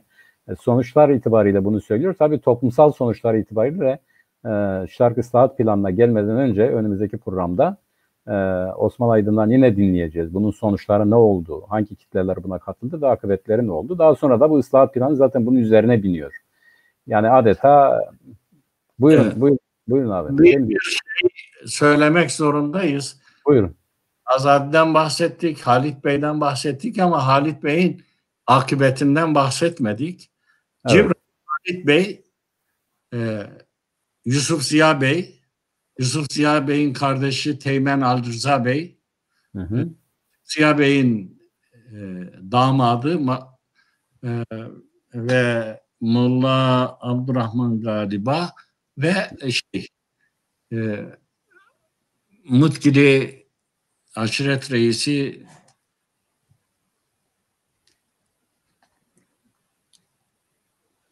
ismini şey ettim. Musa Bey mi? Musa Bey'in kullandığı Bitlis askeri mahkemesi var. Evet. Bu askeri mahkemesi de Hacı Musa Bey beraat ediyor. Diğerlerine idam cezası veriliyor. Ne onların yargılanmaları, ne onların sorgulanmaları, ne onların müdafaları, ne onların infazları hakkında elimizde tek yazılı belge yok. Evet. Benim eğer kanun uygulanmışsa Halit Bey'le Teğmen Aldırza Bey'in kurşuna dizilmiş olmaları muhtemeldir. Çünkü bunlar askerdirler o tarih. Askerler idam edilmez, kurşuna dizilir. Bir ihtimal bu olmuş olabilir. Diğerleri de sivil oldukları için idam ediliyorlar. Ve bunların şu andaki dosyaları da Genelkurmay'dadır. Evet. Şehzade Efendi ve arkadaşlarının dosyası meclis kütüphanesinde olduğu halde Halit Bey ve Halit Bey ve arkadaşlarının dosyası Genelkurmay arşivindedir. Şu anda da Genelkurmay henüz onu açma konusunda bir tutum içinde değil. Evet. Rahmet etsin hepsine. Ve ben bu arada bizi sabırla dinleyen, zamanını bize ayıran tüm izleyici arkadaşlara sevgilerimi ve saygılarımı sunuyorum. Hepsine teşekkür ediyorum. Sorularına cevap veremediğim insanlar çok tabii ki. Evet. Beni buraya bir şeyler anlatmaya çağırdılar. Yani imtihana çağırmadıkları için çoğu soru. Aynen öyle.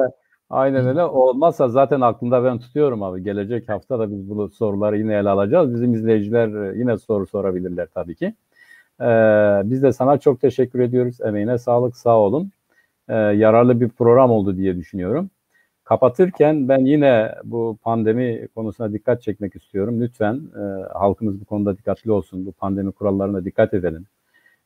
Yani hoş bir haber olarak işte belki de bunun etkisi azaldı gibi görünüyor ama yine de dikkat edelim. Dikkat diyorum ve hepinize Osman abinin dediği gibi bizi izlediğiniz için teşekkür ediyoruz. Önümüzdeki programda yine birlikte olacağız. Ve ayrıca da tarihin çok daha özgün alanlarına girerek bu konuları aydınlatmaya çalışacağız. Teşekkür ediyorum. İyi geceler diliyorum hepinize. Sağ olun. Teşekkürler.